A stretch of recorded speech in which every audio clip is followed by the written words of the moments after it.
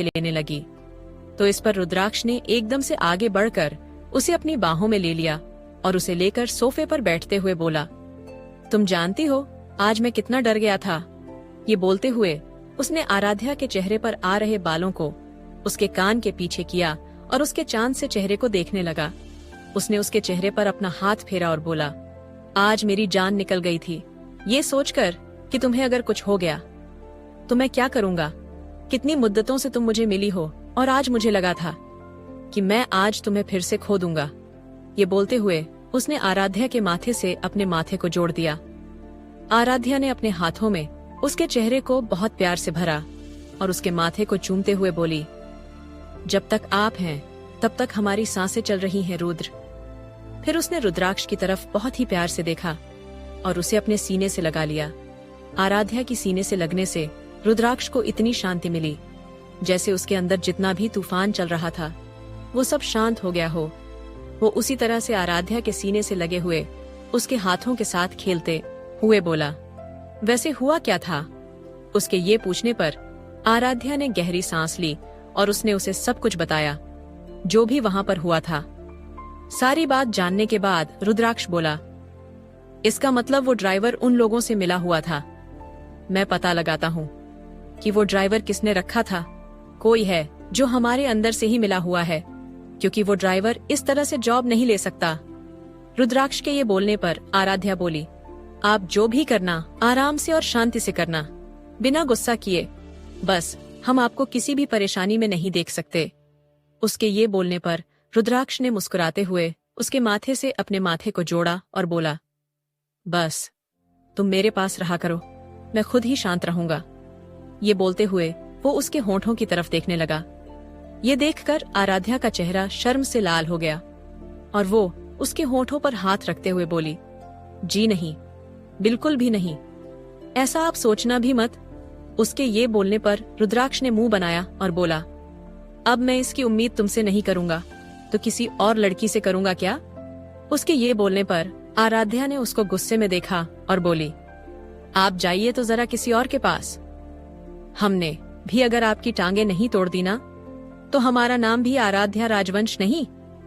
तो इस पर रुद्राक्ष ने मुस्कुराते हुए उसके चेहरे पर हाथ फेरा और बोला, गलत, तुम भूल रही हो, अब तुम आराध्या रुद्राक्ष खुराना होने वाली हो। उसके ये बोलने पर आराध्या शर्मा गई और रुद्राक्ष यूं ही प्यार से उसे देखता रहा। फिर उसने उसके होठों को अपने होठों में ले लिया और बहुत प्यार से उसे किस करने लगा। आराध्या भी उसके प्यार में खोने लगी थी कि तभी उसका फोन बजा। जब उसका फोन बजा तो वो रुद्राक्ष को खुद से दूर करने लगी, लेकिन रुद्राक्ष था कि उसको किस की ही जा रहा था। तभी आराध्या ने रुद्राक्ष के हाथ पर हल्के से नोच दिया। ये होते ही रुद्राक्ष एकदम से चिल्लाया, आ! रुद्राक्ष के चिल्लाने पर आराध्या उसे मुस्कुराते हुए देखने लगी। तो इस पर रुद्राक्ष उसे घूरते हुए बोला, मैं देख रहा हूँ तुम बहुत शैतान हो गई हो, लगता है तुम्हें पनिशमेंट देनी पड़ेगी। ये बोलते हुए वो आराध्या की कमर को आराम से सहलाने लगा। तो इस पर आराध्या घबराते हुए बोली, रुद्र, आप हमें परेशान करना बंद कीजिए, हमें बहुत जरूरी काम है। उसके ये बोलने पर रुद्राक्ष उसे छोटी आंखें करके देखते हुए बोला, रात के 8 बजे तुम्हें कौन सा जरूरी काम है, जरा बताओगी। तो इस पर आराध्या ने मुस्कुराते हुए उसे देखा और बोली, अगर आप जानना चाहेंगे तो हम आपको जरूर बताएंगे। आराध्या के ये बोलने पर रुद्राक्ष ने प्यार से उसके माथे पर हाथ फेरा और बोला, बताओ, हम भी तो जाने की कौन सा सीक्रेट मिशन चल रहा है। उसके बोलने पर आराध्या मुस्कुरा दी। अगली सुबह सब गोद भराई की तैयारी में लगे हुए थे। शौर्य वहां से गुजरकर जा रहा था। तभी उसने देखा कि एक नौकर पिलर पर फूलमाला सही से नहीं लगा रहा है। ये देखकर शौर्य ने अपनी कमर पर हाथ रखा और बोला, महादेव, मैं क्या काम करूं? ऑफिस का काम करूं, घर का काम करूं, या फिर अब इन नौकरों का भी काम करूं? उसने उस नौकर को घूर के देखा और बोला, ये कैसे लगा रहे हो तुम इस फूलमाला को? तो इस पर नौकर एकदम से घबरा गया और बोला, सर वो। उसके बोलने पर शौर्य मुंह बनाते हुए बोला, रहने दो, मुझे सब पता है, तुम्हारी काम चोरी के बारे में। शौर्य ने उस नौकर को सीढ़ी से नीचे उतारा। नौकर उसके बोलने पर सीढ़ी से नीचे उतर कर आ गया। तभी शौर्य सीढ़ी पर चढ़ा और उसने ऊपर से बोला, इस सीढ़ी को पकड़ कर रखो और देखो मैं कैसे लगाता हूँ फूल माला। ये बोलकर वो उस माला को उस पिल्ल पर लगाने लगा। शौर्य उस माला को लगा ही रहा था कि तभी नौकर का ध्यान उस पर से हट गया और उसने अपने हाथ सीढ़ी से हटा लिए। जैसे ही उसने सीढ़ी से अपना हाथ हटाया तो शौर्य सीढ़ी से एकदम से लुढ़क गया और नीचे गिर गया। शौर्य जैसे ही नीचे गिरा तो उसे एहसास हुआ कि उसके चोट लगी नहीं है। ये सोचते हुए वो ऊपर की तरफ देखते हुए बोला, हे भगवान, कहीं ऐसा तो नहीं है कि मैं सीढ़ी से गिर के सीधा ऊपर ही पहुंच गया हूं आपके पास। मैं गिरा हूं तो मुझे चोट का एहसास क्यों नहीं हो रहा है। फिर उसने महसूस किया कि उसके नीचे कोई बहुत ही नरम सी चीज है। उसने उसको पकड़ा तो उसके हाथ में किसी का मुलायम सा हाथ आ गया। उस हाथ को पकड़ के वो बोला, ये हाथ कितना मुलायम है, मुझे तो ये बहुत अच्छा लग रहा है। तभी एक हाथ उसके सिर पर पड़ा। छटाक की आवाज आई जिससे शौर्य ने मुड़ के पीछे देखा तो वो एक लड़की के ऊपर गिरा हुआ था। उस लड़की ने अपने गुस्से भरी आंखों से शौर्य को घर कर देखा तो इस पर शौर्य समझ गया कि वो सीढ़ी से सीधा उस लड़की के ऊपर गिरा है। वो जल्दी से अपनी जगह से खड़ा हुआ और उस लड़की को खड़े करते हुए बोला, आई एम रियली सॉरी, मैं गलती से आपके ऊपर गिर गया। वो मैं ना। शौर्य ये बोल ही रहा था कि तभी वो लड़की चिल्लाते हुए बोली, तुम्हें बिल्कुल अक्ल नहीं है क्या? ऐसे कौन करता है? फिर उस लड़की की एक दर्द भरी चीख निकली, आह मेरी कमर। ये बोलते हुए उस लड़की ने अपनी कमर पर हाथ रख लिया और बोली, एक तो तुम इतने भारी हो, ऊपर से तुम सीढ़ी पर चढ़कर कर क्या रहे थे? उस लड़की के चिल्लाने पर शौर्य उसे मुंह खोलकर देखे जा रहा था। वो लड़की उसे कुछ एक्सप्लेन करने का मौका ही नहीं दे रही थी और उसे बस सुनाए जा रही थी। इससे पहले कि वो कुछ बोलता कि तभी वहां पर नताशा आई और बोली, नियति, क्या हो गया? तुम यहाँ क्या कर रही हो? मैं तुम्हें हर जगह ढूंढ रही हूँ। तो इस पर नियति, जो कोई और नहीं वही लड़की थी जिसके ऊपर शौर्य गिरा था।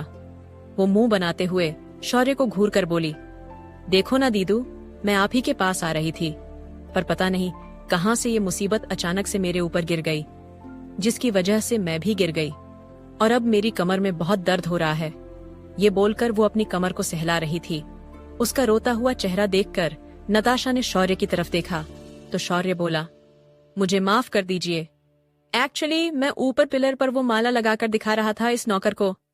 इससे मैंने कहा भी था सीढ़ी सही से पकड़े, पर पता नहीं इस बेवकूफ का कहाँ ध्यान था। सीढ़ी एकदम से लड़खड़ा गई और मैं इनके ऊपर आकर गिर गया। शौर्य बोलते हुए अपने बेचारा सा मुंह बनाने लगा तो इस पर नताशा बोली, कोई बात नहीं, इसमें तुम्हारी कोई गलती नहीं है। फिर उसने नियति की तरफ देखा और बोली, वो कह तो रहा है ना गलती से हुआ है। तो इस पर नियति बोली, दीदू ये मेरी जान भी ले लेता, तब भी आप यही बोलती।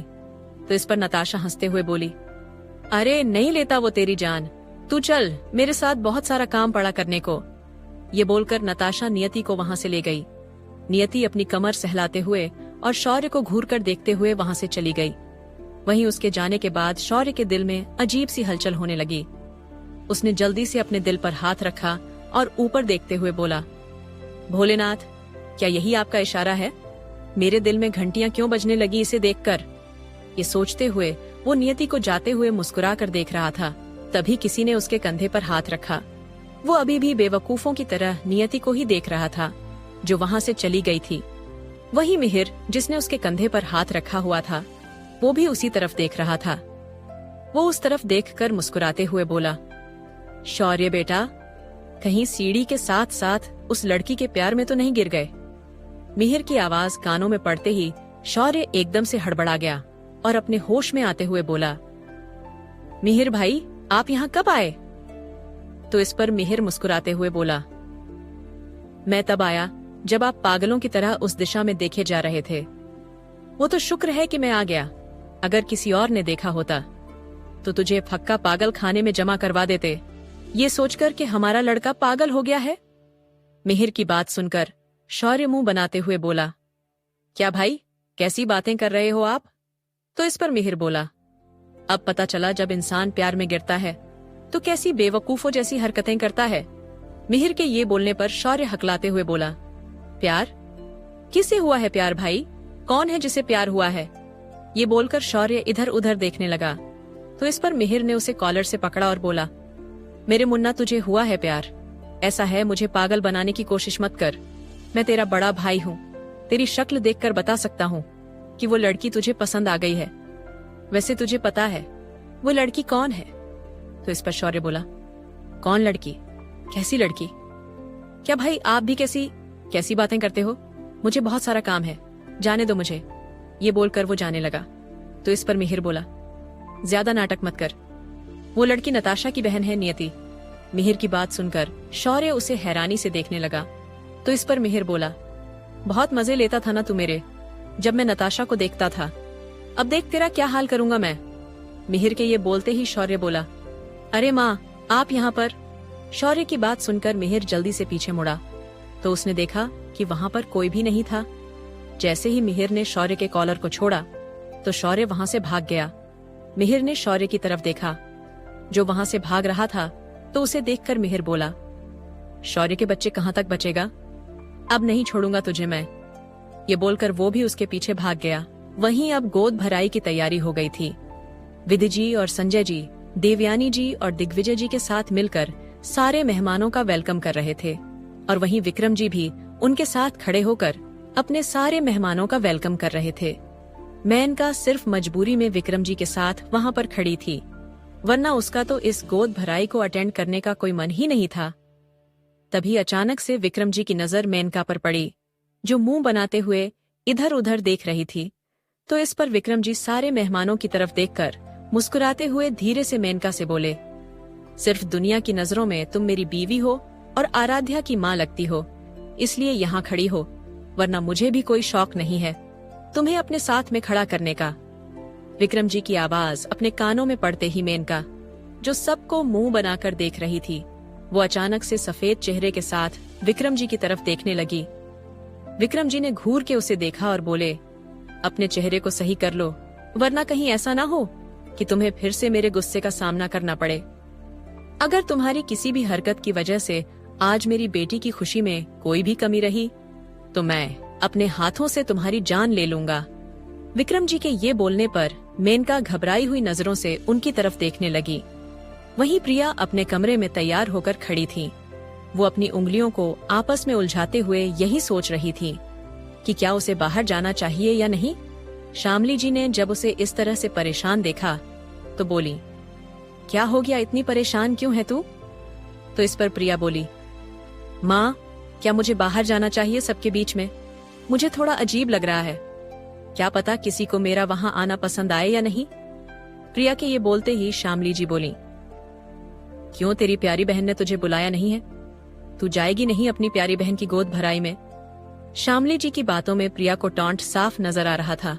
उसने गुस्से में शामली जी की तरफ देखा और बोली, माँ अब तो तुम आराध्या का पीछा छोड़ दो। प्रिया के ये बोलने पर शामली जी मुंह बनाते हुए दूसरी तरफ देखते हुए बोली, मरते दम तक मैं उससे नफरत करूंगी, चाहे तू उसे अपनी बहन बना ले और चाहे अपने सिर पर बिठा ले। शामली जी की बात को सुनकर प्रिया ने ना में अपना सिर हिलाया और अपने कमरे से बाहर निकल गई। वहीं शामली जी गुस्से में प्रिया को जाते हुए देखकर बोली, पता चल जाएगा तुझे, जब वो तेरे सिर पर बैठकर नाचेगी ना, तब तू रोती हुई मेरे पास ही आएगी, तब बताऊंगी मैं तुझे। ये बोलकर वो गुस्से में प्रिया को जाते हुए देख रही थी। वहीं दूसरी तरफ सारे मेहमान आ चुके थे और गोद भराई का मुहूर्त भी हो गया था। अब बस आराध्या का आना बाकी था। विधि जी मेहमानों के बीच में फंसी हुई थीं, इसलिए वो किसी को ढूंढ रही थीं जो आराध्या को लेकर आ जाए। तभी विधि जी ने अन्य और नव्या को वहाँ से जाते हुए देखा तो वो उन्हें रोकते हुए बोली, आप दोनों एक काम करो, जाकर अपनी भाभी को लेकर आओ, क्योंकि अब गोद भराई के मुहूर्त का वक्त हो रहा है। जरा देख लेना वो सही से तैयार हो गई या नहीं, और अगले आधे पौन घंटे में उन्हें ले आना। ठीक है। उनके ये बोलने पर उन दोनों ने हाँ में सिर हिलाया और आराध्या के कमरे की तरफ बढ़ गई। धीरे धीरे करके सारे मेहमान आ चुके थे और अब गोद भराई के मुहूर्त का वक्त भी हो रहा था। तभी विधि जी ने अन्य और नव्या को इधर उधर ढूंढा और बोली, हमने इनसे कितनी देर पहले कह दिया था कि आराध्या को ले आए, और ये दोनों पता नहीं कहाँ रह गई है। ये सोचकर वो खुद ही आराध्या के कमरे की तरफ बढ़ गई। जब वो कमरे में आई तो उन्हें वहां पर कोई भी नजर नहीं आया। ये देखकर वो हैरानी से बोली, यहाँ पर ना तो अन्या और नव्या है और ना ही आराध्या है, कहाँ गए ये सब? वो ये बोल ही रही थीं कि तभी किसी ने पीछे से उन्हें बुलाया। अब क्या होगा आगे? आखिर अचानक से कहाँ चली गई आराध्या? और क्या शौर्य को? विधि जी ने जब कमरे में चारों तरफ अपनी नजर घुमाकर देखी तो उन्हें ना तो वहां पर अन्या और नव्या दिखाई दी और ना ही आराध्या। उन्होंने परेशान होते हुए खुद से कहा, हमने इन दोनों को आराध्या को लेने के लिए भेजा था और अब तो ये तीनों ही नहीं दिख रही। वो चारों तरफ अपनी नजरें घुमाकर देखा ही रही थीं कि तभी पीछे से किसी ने उन्हें बुलाया। उन्होंने जब पीछे मुड़कर देखा तो उनके पीछे नताशा, मिहिर, रुद्राक्ष, आराध्या, अर्जुन और सांझ खड़े थे। उन सबको वहां देखकर विधि जी परेशान होते हुए बोली, हम यहाँ पर परेशान हो रहे हैं और आप सब पता नहीं कहाँ पर हैं। फिर उन्होंने आराध्या को देखा। आराध्या को सादे कपड़ों में देखकर विधि जी परेशान होते हुए बोली, आराध्या बेटा, आप अभी तक तैयार नहीं हुई। नीचे सारे मेहमान आ चुके हैं और गोद भराई का मुहूर्त होने वाला है। उनके ये बोलने पर आराध्या उनके पास गई और बोली, माँ, उससे पहले हमें आप सबसे कुछ जरूरी बात करनी है। आराध्या के ये बोलने पर विधि जी बोली, आराध्या बेटा, ये कोई वक्त है? देखिए, पहले गोद भराई होने दीजिए, उसके बाद आपको जो भी बात करनी है हम आपकी बात सुनेंगे, लेकिन पहले आप तैयार हो जाइए गोद भराई के लिए। चलिए। विधि जी के ये बोलने पर आराध्या बोली, माँ, ये बात बहुत ज्यादा जरूरी है।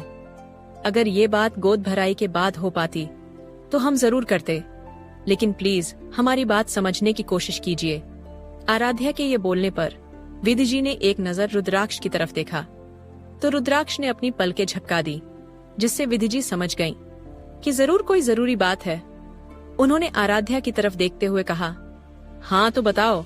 विधि जी के ये बोलने पर आराध्या थोड़ी हिम्मत करके बोली, माँ, हमें आपसे, पापा से, दादी से, दादाजी से, सबके सामने एक जरूरी बात करनी है। आराध्या के ये बोलने पर विधि जी बोली, पर बेटा, वो सब तो नीचे मेहमानों के साथ है। तो इस पर रुद्राक्ष बोला, आप परेशान मत हो माँ, मैं लेकर आता हूँ सबको। थोड़ी देर बाद देवयानी जी के कमरे में एक तरफ दिग्विजय जी और देवयानी जी बैठे हुए थे और उनके पीछे विक्रम जी, संजय जी और विधि जी खड़े थे, और वहीं दूसरी तरफ रुद्राक्ष, आराध्या, नताशा, मिहिर और अर्जुन और सांझ खड़े थे। उन सब ने उन्हें घूर कर देखा, जिनकी नजरें और सिर दोनों ही इस वक्त नीचे झुका हुए थे। दिग्विजय जी ने उन सब की तरफ देखकर गुस्से में कहा, आखिर ऐसी कौन सी जरूरी बात है जो आप सबको अभी ही करनी थी? आराध्या बेटा, जरा आप ये तो देख लेती कि हमारे बाहर कितने मेहमान बैठे हुए हैं। आपको पता है, अगर आप सही वक्त पर बाहर नहीं पहुंची गोद भराई के लिए तो कितनी बातें बनेंगी। क्या आपको सारी बातें अभी करनी थी? दिग्विजय जी के डांटने पर आराध्या एकदम से सहम गई तो रुद्राक्ष आगे आते हुए बोला, दादाजी, आप एक बार बात तो सुन लीजिए, क्योंकि बात बहुत जरूरी है। रुद्राक्ष के ये बोलने पर देवयानी जी बोली, तो तुम ही बता दो रुद्र, क्या बात है? देवयानी जी के ये बोलने पर रुद्राक्ष ने आराध्या की तरफ देखा और बोला, हम चाहते हैं कि। ये बोलकर रुद्राक्ष ने उन्हें सारी बात बताई। वो सारी बात जानने के बाद वो सब हैरानी से उन सबको देखने लगे। तभी रुद्राक्ष बोला, देखिए, जो भी बात थी वो मैंने आप सबके सामने रख दी है। प्लीज आप हमारी इस रिक्वेस्ट को पूरा कर दीजिए। वैसे भी हमारे घर में खुशियां आ रही हैं, तो ये तो हमारे लिए और भी खुशी की बात होगी ना। रुद्राक्ष के ये बोलने पर विधि जी बोली, ये बात तो आप लोग हमें पहले भी बता सकते थे। अगर कल बता देते तो उसमें बुराई क्या थी? तो इस पर रुद्राक्ष बोला, माँ, कल तक तो मुझे खुद नहीं पता था, लेकिन जब मुझे पता चला तो मैंने इनका इसमें साथ दिया। अब क्योंकि आप सब जान गए हैं तो प्लीज हम सबका इसमें साथ दीजिए। रुद्राक्ष के ये बोलने पर देवयानी जी के चेहरे पर मुस्कुराहट आ गई और वो खुश होते हुए बोली, अरे ये तो बहुत ही खुशी की बात है। आप सबने अपना मुंह क्यों लटका रखा है? अपना मुंह सही कीजिए और जल्दी से तैयार हो जाइए गोद भराई के लिए। हम तो आज बहुत ही खुश हैं। ये बोलकर देवयानी जी विधि जी से बोली, चलिए विधि बेटा, अब हम आपको कुछ और जरूरी बात बताते हैं, आप जरा वो भी करिए। देवयानी जी के ये बोलने पर विधि जी भी मुस्कुराते हुए उनके पीछे चली गईं। वहीं विक्रम जी और संजय जी भी मुस्कुराते हुए उन सब की तरफ देख रहे थे जिन्होंने अभी भी अपना सिर नीचे झुका के रखा था। तभी दिग्विजय जी बोले, चलिए अब सब बाहर चलिए, गोद भराई का वक्त हो रहा है और आप सब तैयार होकर वहां पहुंचिए, इससे पहले कि मेहमान बातें बनाना शुरू कर दें। दिग्विजय जी के ये बोलने पर सब जल्दी से अपने कमरे में तैयार होने चले गए। वहीं नीचे सारे मेहमान एक दूसरे से बातें कर रहे थे, क्योंकि पंडित जी ने 2 बार कहलवा दिया था कि गोद भराई का मुहूर्त हो गया है, लेकिन आराध्या अभी तक गोद भराई के लिए नीचे नहीं आई थी, जिसे देखकर सब मेहमान बातें बना रहे थे। मेनका ने जब उन मेहमानों की बातें सुनी तो मुस्कुराते हुए बोली, अच्छा होगा कि वो आराध्या गोद भराई के लिए आए ही ना, मेरे लिए तो इससे ज्यादा खुशी की बात कोई हो ही नहीं सकती। मेनका की इस बात पर किसी ने पीछे से कहा, बिल्कुल सही कहा आपने। मेनका ने जब पीछे मुड़कर देखा तो सामने शामली जी खड़ी थीं। शामली जी को घूरते हुए मेनका बोली, तुम यहाँ पर क्या कर रही हो? तो इस पर शामली जी बोली, अब क्या करें, बदकिस्मती से सही, पर आप उसकी सौतेली माँ हैं और मैं उसकी जबरदस्ती की माँ हूँ, और हम दोनों ही उसे कुछ खास पसंद नहीं करते हैं। शामली जी के ये बोलने पर मेनका ने उसको अजीब नजरों से देखा और बोली, मेरी तो वजह समझ में आती है, पर तुम्हारी क्या वजह है? तो इस पर शामली जी बोली, अरे क्यों नहीं है मेरी वजह, उस लड़की के आने की वजह से मेरा पति मेरा नहीं रहा और अब तो मेरी बेटी भी मेरी नहीं रही, तो मुझे तो उससे और भी ज्यादा नफरत होनी चाहिए। शामली जी ने ये बोलते हुए मुंह बनाया तो मेनका मुस्कुराते हुए बोली, तो क्या कहती हो तुम, हम दोनों हाथ मिला ले? मेनका के ये बोलते ही शामली जी मुस्कुराते हुए बोली, मैं तो बिल्कुल तैयार हूँ, अगर आपको कोई परेशानी ना हो तो, क्योंकि उस लड़की की बर्बादी के लिए तो मैं किसी से भी हाथ मिलाने को तैयार हूँ, अपने दुश्मन से भी। ये बोलकर शामली जी ने मेनका के हाथ से अपना हाथ मिला लिया। वो दोनों आराध्या को लेकर कुछ प्लानिंग करने लगीं। तभी पंडित जी ने अपनी घड़ी में वक्त देखा और बोले, ये सब क्या हो रहा है? हमने कहा था कि मुहूर्त सिर्फ 2 घंटे का है और यहाँ पर आधा घंटा निकल चुका है, 1.5 घंटे का मुहूर्त रह गया है। अगर इस मुहूर्त में गोद भराई नहीं हुई तो गोद भराई के लिए तो फिर अगले महीने तक मुहूर्त निकलेगा। पंडित जी के ये बोलते ही वहाँ पर देवयानी जी आते हुए बोली, परेशान मत होइए पंडित जी, सब कुछ मुहूर्त के हिसाब से ही होगा। देवयानी जी ये बोलते हुए पंडित जी की तरफ आईं। तभी उनके पीछे विधि जी भी आईं। तभी पंडित जी बोले, हाँ तो दुल्हन को बुलाए। तो इस पर विधि जी बोली, पंडित जी दुल्हन नहीं दुल्हने। विधि जी के ये बोलने पर पंडित जी के साथ साथ सब हैरानी से उस तरफ देखने लगे जहाँ से आराध्या और सांझ अपने लहंगे को संभालते हुए से सवर कर सबके सामने आ रही थी। उन दोनों को देखकर सब हैरानी से विधि जी और देवयानी जी को देखने लगे। तो इस पर देवयानी जी बोली, वो हुआ कुछ ऐसा कि गोद भराई तो आज आराध्या और रुद्राक्ष की ही थी, लेकिन हमें फिर हमारे अर्जुन के लिए सांझ भी पसंद आ गई, तो हमने सोचा क्यों न लगे हाथ इन दोनों की गोद भराई भी करवा दी जाए। देवयानी जी के ये बोलने पर सब मेहमान हैरानी से एक दूसरे की तरफ देखने लगे। तभी पंडित जी बोले, वो सब तो ठीक है देवयानी जी, लेकिन बच्ची के माता पिता घर वाले सब है ना यहाँ पर, क्योंकि जो रस्म माँ को करनी होती है उसके लिए उनका यहाँ होना जरूरी है। पंडित जी के ये बोलने पर देवयानी जी बोली, जी पंडित जी आप परेशान मत होइए, सांझ के घर वाले थोड़ी देर में यहाँ पहुँचने वाले हैं। देवयानी जी के ये बोलने पर पंडित जी मुस्कुरा दिए। तभी विधि जी ने आराध्या और सांझ को लाकर उनकी जगह पर बिठा दिया। तभी निर्वाण ने मिहिर के कंधे पर हाथ रखा और बोला, चल आज अपने दोस्तों की गोद भराई पर थोड़ा रंग जमाते हैं। निर्वाण के ये बोलने पर मिहिर आंख मारते हुए बोला, अरे मैं तो तैयार हूँ, तू चल। तभी वहाँ पर सबने नाच गाना शुरू कर दिया, क्योंकि सब वहाँ पर सांझ के घर वालों के आने का इंतजार कर रहे थे।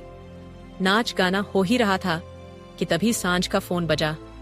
उसने फोन उठाया तो उधर से उसके मामा जी बोले, सांझ बेटा हम पहुंच गए हैं, लेकिन यहाँ के सिक्योरिटी गार्ड हमें अंदर नहीं आने दे रहे। अपने मामा जी की बात सुनकर सांझ ने अर्जुन को इशारा करके अपनी तरफ बुलाया तो अर्जुन उसकी तरफ गया। अर्जुन से सांझ ने कहा, मामा जी और मामी जी सब आ गए हैं, लेकिन सिक्योरिटी गार्ड उन्हें अंदर नहीं आने दे रहे हैं। सांझ के ये बोलने पर अर्जुन बोला, तुम परेशान मत हो, मैं उन्हें अंदर लेकर आता हूँ। ये बोलकर अर्जुन बाहर निकल गया। थोड़ी देर में अर्जुन सांझ के परिवार को लेकर अंदर आया। देवयानी जी ने जब उस तरफ देखा तो वो मुस्कुराते हुए उनकी तरफ बढ़ गईं। सांझ के मामा जी ने देवयानी जी के आगे हाथ जोड़ दिए और कहा, नमस्ते माता जी। तो इस पर देवयानी जी मुस्कुराते हुए बोली, नमस्ते बेटा। फिर उन्होंने देवयानी जी के पैर छुए तो इस पर देवयानी जी बोली, अरे बस बस जीते रहिए। फिर वो विक्रम जी से मिले और फिर अर्जुन से मिलकर सांझ के मामा मामी अपनी भांजी को लेकर चिंता मुक्त हो गए। फिर वो सांझ के पास आ गए। उन्होंने मुस्कुराते हुए सांझ के सिर पर हाथ रखा तो सांझ भी खुश होते हुए उनके गले से लग गई। तो इस पर देवयानी जी बोली, लीजिए पंडित जी, सांझ के घर वाले भी आ गए, अब हम गोद भराई की रस्में शुरू करें। तो इस पर पंडित जी बोले, हाँ देवयानी जी, अब हम गोद भराई की रस्में शुरू कर सकते हैं। पंडित जी ने आराध्या की तरफ देखकर कहा, पहले आप इनकी माँ को बुलाइए, वो उनके सिर पर अपनी चूनर को रखेंगी, फिर गोद भराई शुरू होगी। पंडित जी के ये बोलते ही मेनका बड़ी अकड़ से आराध्या की तरफ बढ़ने लगी। इतने में आराध्या बोली, माँ, क्या आप हमारे सिर पर चूनर रखेंगी? मेनका ने जब आराध्या की बात सुनी और उसका इशारा विधि जी की तरफ देखा तो उसका खून गुस्से से खौल गया। विधि जी ने मुस्कुराते हुए आराध्या की तरफ देखा, लेकिन फिर एक नजर उन्होंने मेनका की तरफ देखा, इससे पहले कि वो आराध्या को मना कर पाती कि तभी विक्रम जी बोले, हाँ भाभी, इससे अच्छी बात क्या होगी कि जो मेरी बच्ची की सास बनने जा रही है वही उसकी माँ बन जाए। वैसे भी ये आराध्या की ख्वाहिश है तो आपको उनकी इच्छा पूरी करनी चाहिए। आराध्या ने कस के विधि जी के हाथ को पकड़ा और बोली, हम दिल से चाहते हैं माँ कि आप हमारी माँ होने की रस्में पूरी करें, क्योंकि हमें माँ का प्यार आपसे ही मिला है। उसके ये बोलने पर विधि जी की आंखों में आंसू आ गए और उन्होंने मुस्कुराते हुए अपने पल्लू को आराध्या के सिर पर कर दिया। ये देखकर मेनका गुस्से में जल भुन गई और वहां से अपने कमरे की तरफ जाने लगी। तो इस पर विक्रम जी बोले, यहाँ से कहीं जाने की सोचना भी मत मेनका, और वैसे भी तुम्हें गुस्सा करने का कोई हक नहीं है, क्योंकि तुमने आराध्या को कभी अपनी बेटी माना ही नहीं था। अगर आज उसने तुम्हें माँ का हक नहीं दिया है तो इसमें भी तुम्हारी ही गलती है। काश तुमने कभी उसे माँ का प्यार दिया होता तो आज तुम्हें वो हक मिलता। विक्रम जी की धमकी सुनकर मेनका चुपचाप वहीं खड़ी हो गई, लेकिन इस वक्त उसके अंदर गुस्से का ज्वालामुखी फट रहा था। प्रिया मुस्कुराते हुए आराध्या की गोद भराई होते हुए देख रही थी। तो इस पर शामली जी बोली, गोद भराई उसकी हो रही है रुद्राक्ष के साथ और खुशी तुझे हो रही है। तो इस पर प्रिया बोली, बस कर दो माँ, अब ये सारी भूली बिसरी बातें हैं। मैंने जो भी किया था अपनी बेवकूफी में किया था, लेकिन अब मैं आराध्या के लिए खुश हूँ। कोशिश करो तुम कि तुम भी उसकी खुशी में खुश हो सको। ये बोलकर प्रिया गुस्से में वहाँ से चली गई। वहीं देवयानी जी ने सबसे पहले आराध्या की गोद भराई की, फिर वैदेही जी ने आराध्या की गोद भराई की। अब विधि जी को आराध्या की गोद भराई करनी थी, लेकिन उन्होंने तो आराध्या के सिर पर अपना पल्लू कर रखा था। तो ये देखकर कृपा जी ने अपना पल्लू बढ़ाया और आराध्या के सिर पर करते हुए विधि जी से बोली, आप जाइए, जाकर आराध्या की गोद भराई कीजिए। अगर आप इसकी माँ है तो हमने भी इन्हें दिल से अपनी बेटी माना है। हमारे लिए आराध्या और नताशा में कोई फर्क नहीं है। कृपा जी की इस बात को सुनकर सब मुस्कुरा दिए और आराध्या ने भी मुस्कुराते हुए कृपा जी की तरफ देखा तो कृपा जी ने उसकी बलाइयां उतार ली। तभी विधि जी ने भी आराध्या की गोद भराई की। अब सांझ की गोद भराई का नंबर आया। सांझ की मामी शांति जी ने सांझ के सिर पर अपना पल्लू किया। तो इस पर सांझ ने मुस्कुराते हुए कहा, मैंने कभी अपनी माँ तो नहीं देखी, लेकिन आपको देखकर लगता है कि वो जरूर आपकी जैसी ही होंगी। सांझ की इस बात पर उसकी मामी ने प्यार से उसके माथे पर किस किया। फिर सांझ की भी गोद भराई पहले देवयानी जी ने करी, उसके बाद विधि जी ने, फिर वैदेही जी ने की। गोद भराई होने के बाद नाच गाना शुरू हो गया। जहाँ पर सब नाच गा रहे थे, वहीं आराध्या और सांझ बैठे हुए मुस्कुराते हुए सबको नाचते हुए देख रहे थे। धीरे धीरे लड़कों ने रुद्राक्ष और अर्जुन को भी अपने नाच गाने में खींच लिया, तो वो दोनों भी नाचने लगे। देवयानी जी ने आज बहुत सालों बाद रुद्राक्ष को इतना खुश देखा था। रुद्राक्ष इतना खुलकर सबके साथ खुश होकर नाच गा रहा था। जिसे देखकर देवयानी जी भी मुस्कुरा दी। तो इस पर दिग्विजय जी बोले, क्या हुआ देवयानी जी, आखिर आप किस चीज को देखकर मुस्कुरा रही हैं? तो इस पर देवयानी जी ने रुद्राक्ष की नजर उतारते हुए कहा, हमारे रुद्र को देखिए ना, आराध्या की इसकी जिंदगी से जाने के बाद से सारी खुशियां जैसे उसकी जिंदगी से चली गई थीं, और आज जब उन्हें पता है कि उनकी आराध्या उन्हें मिलने वाली है तो कितने खुश है मेरा बच्चा। ये बोलते हुए उनकी आंखें नम हो गईं। तो इस पर दिग्विजय जी ने उनके कंधे पर हाथ रखा और बोले, हमारे बच्चों की खुशी में ही हमारी खुशी है देवयानी जी। हमें तो खुश होना चाहिए कि जिस चीज की उम्मीद हम सब ने छोड़ दी थी वो आज पूरा होने जा रहा है। हमारे दोनों बच्चे साथ होंगे हमेशा के लिए। तो इस पर देवयानी जी ने मुस्कुराते हुए दिग्विजय जी की हाँ में हाँ मिलाई। सब नाच गा रहे थे कि तभी रुद्राक्ष और अर्जुन सांझ और आराध्या की तरफ आए और उनका हाथ पकड़कर उन्हें भी अपने साथ नाचने के लिए ले गए। वो सब डांस ही कर रहे थे। मिहिर अपनी धुन में खोया हुआ नाच रहा था कि तभी अचानक से कोई आकर उसके गले से लग गया। मिहिर को एक झटका सा लगा। पहले उसे लगा कि शायद नताशा उसके गले लगी है, लेकिन फिर उसे एहसास हुआ कि ऐसा कैसे हो सकता है, भला नताशा उसके गले क्यों लगेगी। उसने हैरानी से खुद से चिपकी हुई उस लड़की को देखा जो कस के उसके गले लगी हुई थी। फिर उसने हैरानी से सामने खड़ी हुई नताशा को देखा जो उसे गुस्से में घूर कर देख रही थी। उसने बहुत मुश्किल से उस लड़की को खुद से अलग किया और बोला, लगता है आपको कोई गलत फहमी हो गई है। उसने इतना ही कहा था कि अपने सामने खड़ी लड़की को देखकर उसके होश उड़ गए और वो हैरानी से अपने मन में बोला, ये यहाँ पर क्या कर रही है, अब क्या होगा आगे, आखिर कौन है ये लड़की जो इस तरह से आकर मिहिर के गले से लग गई। जानने के लिए सुनते रहिए। उसके बाद खुश है मेरा बच्चा। उस लड़की को हैरानी से देखते हुए मिहिर ने एक बार नताशा की तरफ देखा तो वो गुस्से में घूरकर उसे और उस लड़की को ही देख रही थी। वो लड़की फिर से मिहिर के गले लगते हुए बोली, oh my God Mihir, I can't believe, क्या ये तुम ही हो? वो लड़की दोबारा से जैसे ही मिहिर के गले लगी तो नताशा ने अपने हाथों की मुट्ठियां कस लीं। नताशा को उस लड़की और मिहिर को ऐसे चिपके हुए देखकर इतना गुस्सा आ रहा था कि उसका मन कर रहा था कि वो अभी उस लड़की को जान से मार दे। मिहिर, जिसकी हालत उस लड़की को देखकर पहले ही खराब हो गई थी, वो घबराते हुए नताशा को देख रहा था जो गुस्से में उन दोनों को ही घूर रही थी। मिहिर ने फिर से उस लड़की को खुद से दूर किया और बोला, स्मृति, तुम यहाँ पर क्या कर रही हो? वो लड़की जो मिहिर के गले लगी थी वो कोई और नहीं बल्कि स्मृति थी। स्मृति वही लड़की थी जो कोलाज के टाइम से मिहिर के पीछे पड़ी हुई थी, जिससे मिहिर अपना पीछा छुड़ाता फिरता था। मिहिर को यकीन नहीं हो रहा था कि स्मृति यहाँ पर क्या कर रही है। स्मृति ने मुस्कुराते हुए कहा, मैं सांझ की बहन हूँ, उसकी कजन सिस्टर।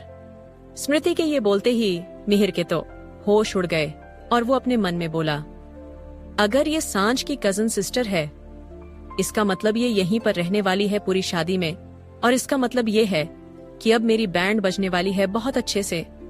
मिहिर हैरानी से कभी स्मृति को तो कभी नताशा को देखता। नताशा ने गुस्से में अपने पैर पटके और वहां से चली गई। इससे पहले कि मिहिर उसके पीछे जा पाता कि तभी स्मृति ने उसका हाथ पकड़ लिया और बोली, ओह माय गॉड मिहिर, मुझे तो सच में बिलीव नहीं हो रहा है, हम दोनों फिर से मिल गए। देखो, हमारी किस्मत में एक होना लिखा है, इसीलिए हम बार बार एक दूसरे से टकराते रहते हैं। क्या तुम्हें ये ऊपर वाले का कोई इशारा नहीं लगता?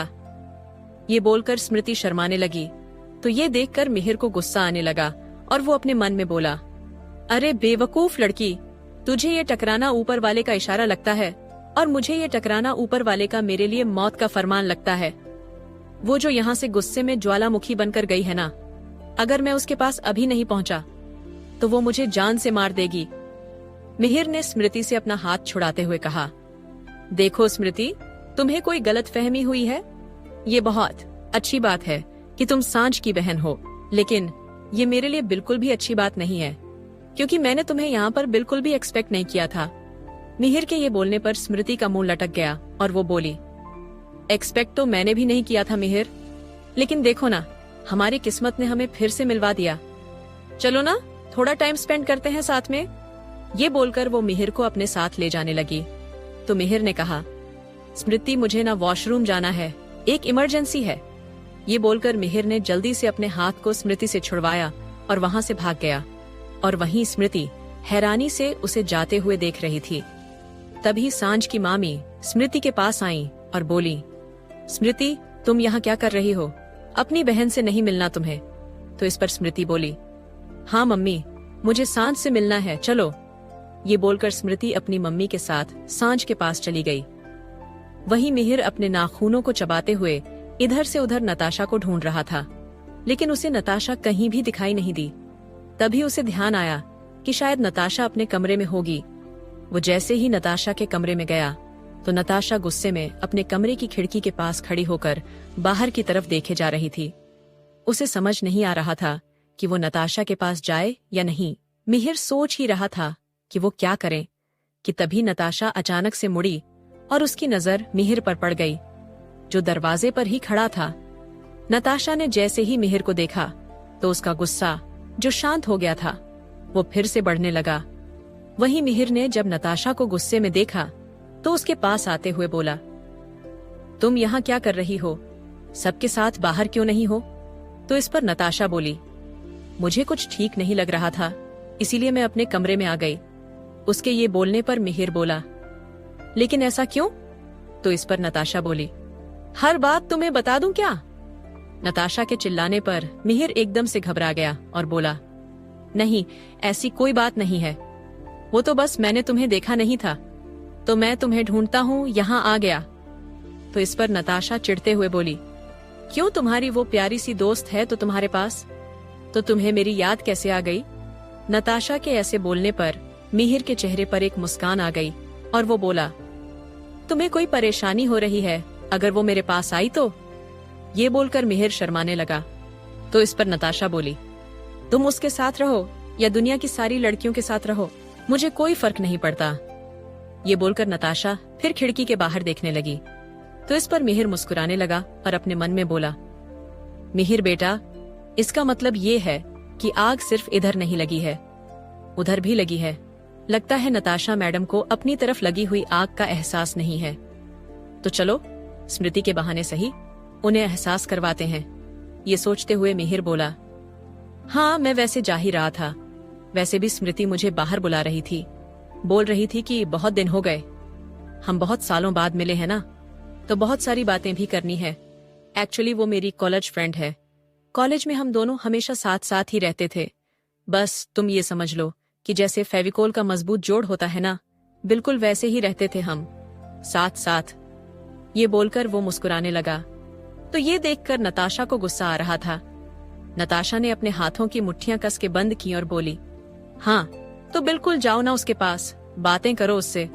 यहाँ पर क्या कर रहे हो? नताशा के ये बोलने पर मिहिर ने कहा, ठीक है, तो मैं जाता हूँ। फिर उसने अपने फोन को निकाला और नाटक करते हुए बोला, अरे लो, उसने मुझे मैसेज भी कर दिया। मैं चलता हूँ, तुम्हारा जब मन हो तब बाहर आ जाना। ठीक है। ये बोलकर मिहिर उसके कमरे से बाहर चला गया और उसके दरवाजे के साथ में खड़ा हो गया। मिहिर के कमरे से बाहर जाते ही नताशा ने गुस्से में अपने पास में रखे एक वास को उठाकर जमीन पर फेंक कर मारा और बोली, मुझे क्या हो रहा है? मिहिर स्मृति से मिले या किसी और से मिले, मुझे क्यों फर्क पड़ रहा है? ये बोलकर वो गुस्से में अपने कमरे में इधर से उधर चक्कर लगाने लगी। ये देखकर मिहिर मुस्कुराते हुए बोला, इसका मतलब नताशा मैडम के दिल में हमने जगह बना ही ली। चल मिहिर, तेरी इतने वक्त की तपस्या काम आई। ये बोलकर वो मुस्कुराते हुए पार्टी की तरफ चला गया। अब उसे पता था कि उसे अब आगे क्या करना है। वहीं दूसरी तरफ स्मृति सांझ के पास आई और उसके गले लगते हुए बोली, कॉन्ग्रेचुलेशन सांझ, मैं तुम्हारे लिए बहुत खुश हूँ। सांझ ने जैसे ही स्मृति को देखा तो उसके गले लगते हुए बोली, स्मृति तुम आ गई, तुम तो मना कर रही थी आने से। तो इस पर स्मृति बोली, हाँ, जैसे ही मुझे पता चला कि मेरी बहन सिंगल से मिंगल होने वाली है तो मैंने सोचा कि क्यों ना मैं उसे मुबारकबाद देने आऊं। स्मृति के ये बोलने पर सांझ मुस्कुरा दी। तब स्मृति बोली, और वैसे भी मेरा यहाँ आना अच्छा ही रहा, क्योंकि मुझे भी यहाँ पर वो मिल गया जिसे मैं ढूंढ रही थी। स्मृति की बात सांझ के समझ नहीं आई तो उसने उससे कहा, तुमने कुछ कहा क्या? तो इस पर स्मृति बोली, नहीं, कुछ भी तो नहीं। सब हंसी मजाक कर ही रहे थे कि तभी देवयानी जी बोली, चलिए बहुत हंसी मजाक हो गया, अब सारे मेहमान भी जा चुके हैं, अब आप सब भी खाना पीना खाकर आराम कीजिए। आप सबको आज पूरे दिन थकान बहुत हो गई होगी। देवयानी जी के ये बोलने पर सबने खाना पीना खाया और अपने कमरों में जाकर कपड़े चेंज कर लिए।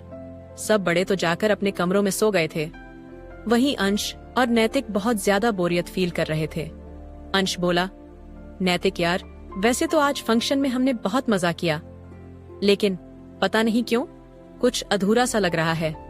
अंश के ये बोलने पर नैतिक बोला, हाँ यार, मेरा मन कर रहा है कि क्यों ना हम सब बैठकर बहुत सारी बातें करें, कुछ फन करें। नैतिक की बात सुनकर अंश के दिमाग में आइडिया आया और वो बोला, आ गया आइडिया।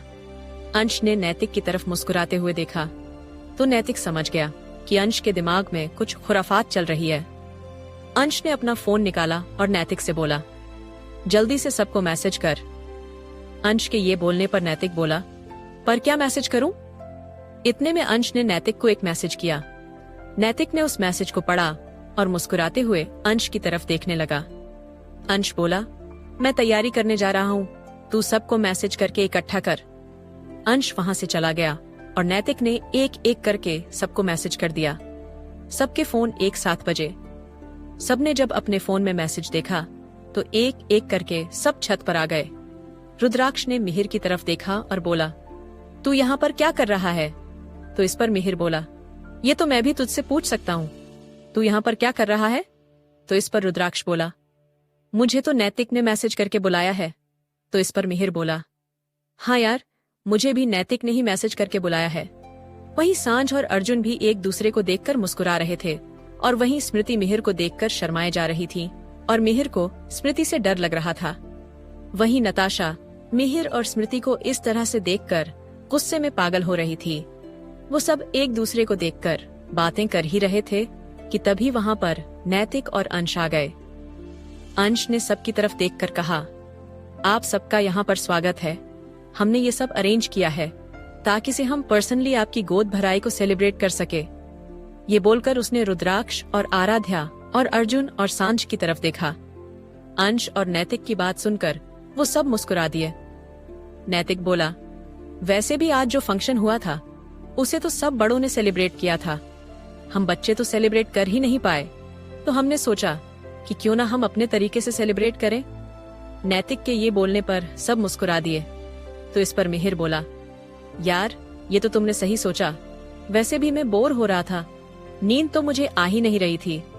ये बोलकर वो नताशा की तरफ देख रहा था जो स्मृति के पीछे खड़ी थी, लेकिन क्योंकि स्मृति नताशा के आगे खड़ी थी, जिससे नताशा को लगा कि मिहिर स्मृति को देखकर बोल रहा है, जिसे देखकर नताशा अपने मन में बोली, हाँ, नींद क्यों आएगी तुम्हें, इसके बिना मरे जो जा रहे थे तुम।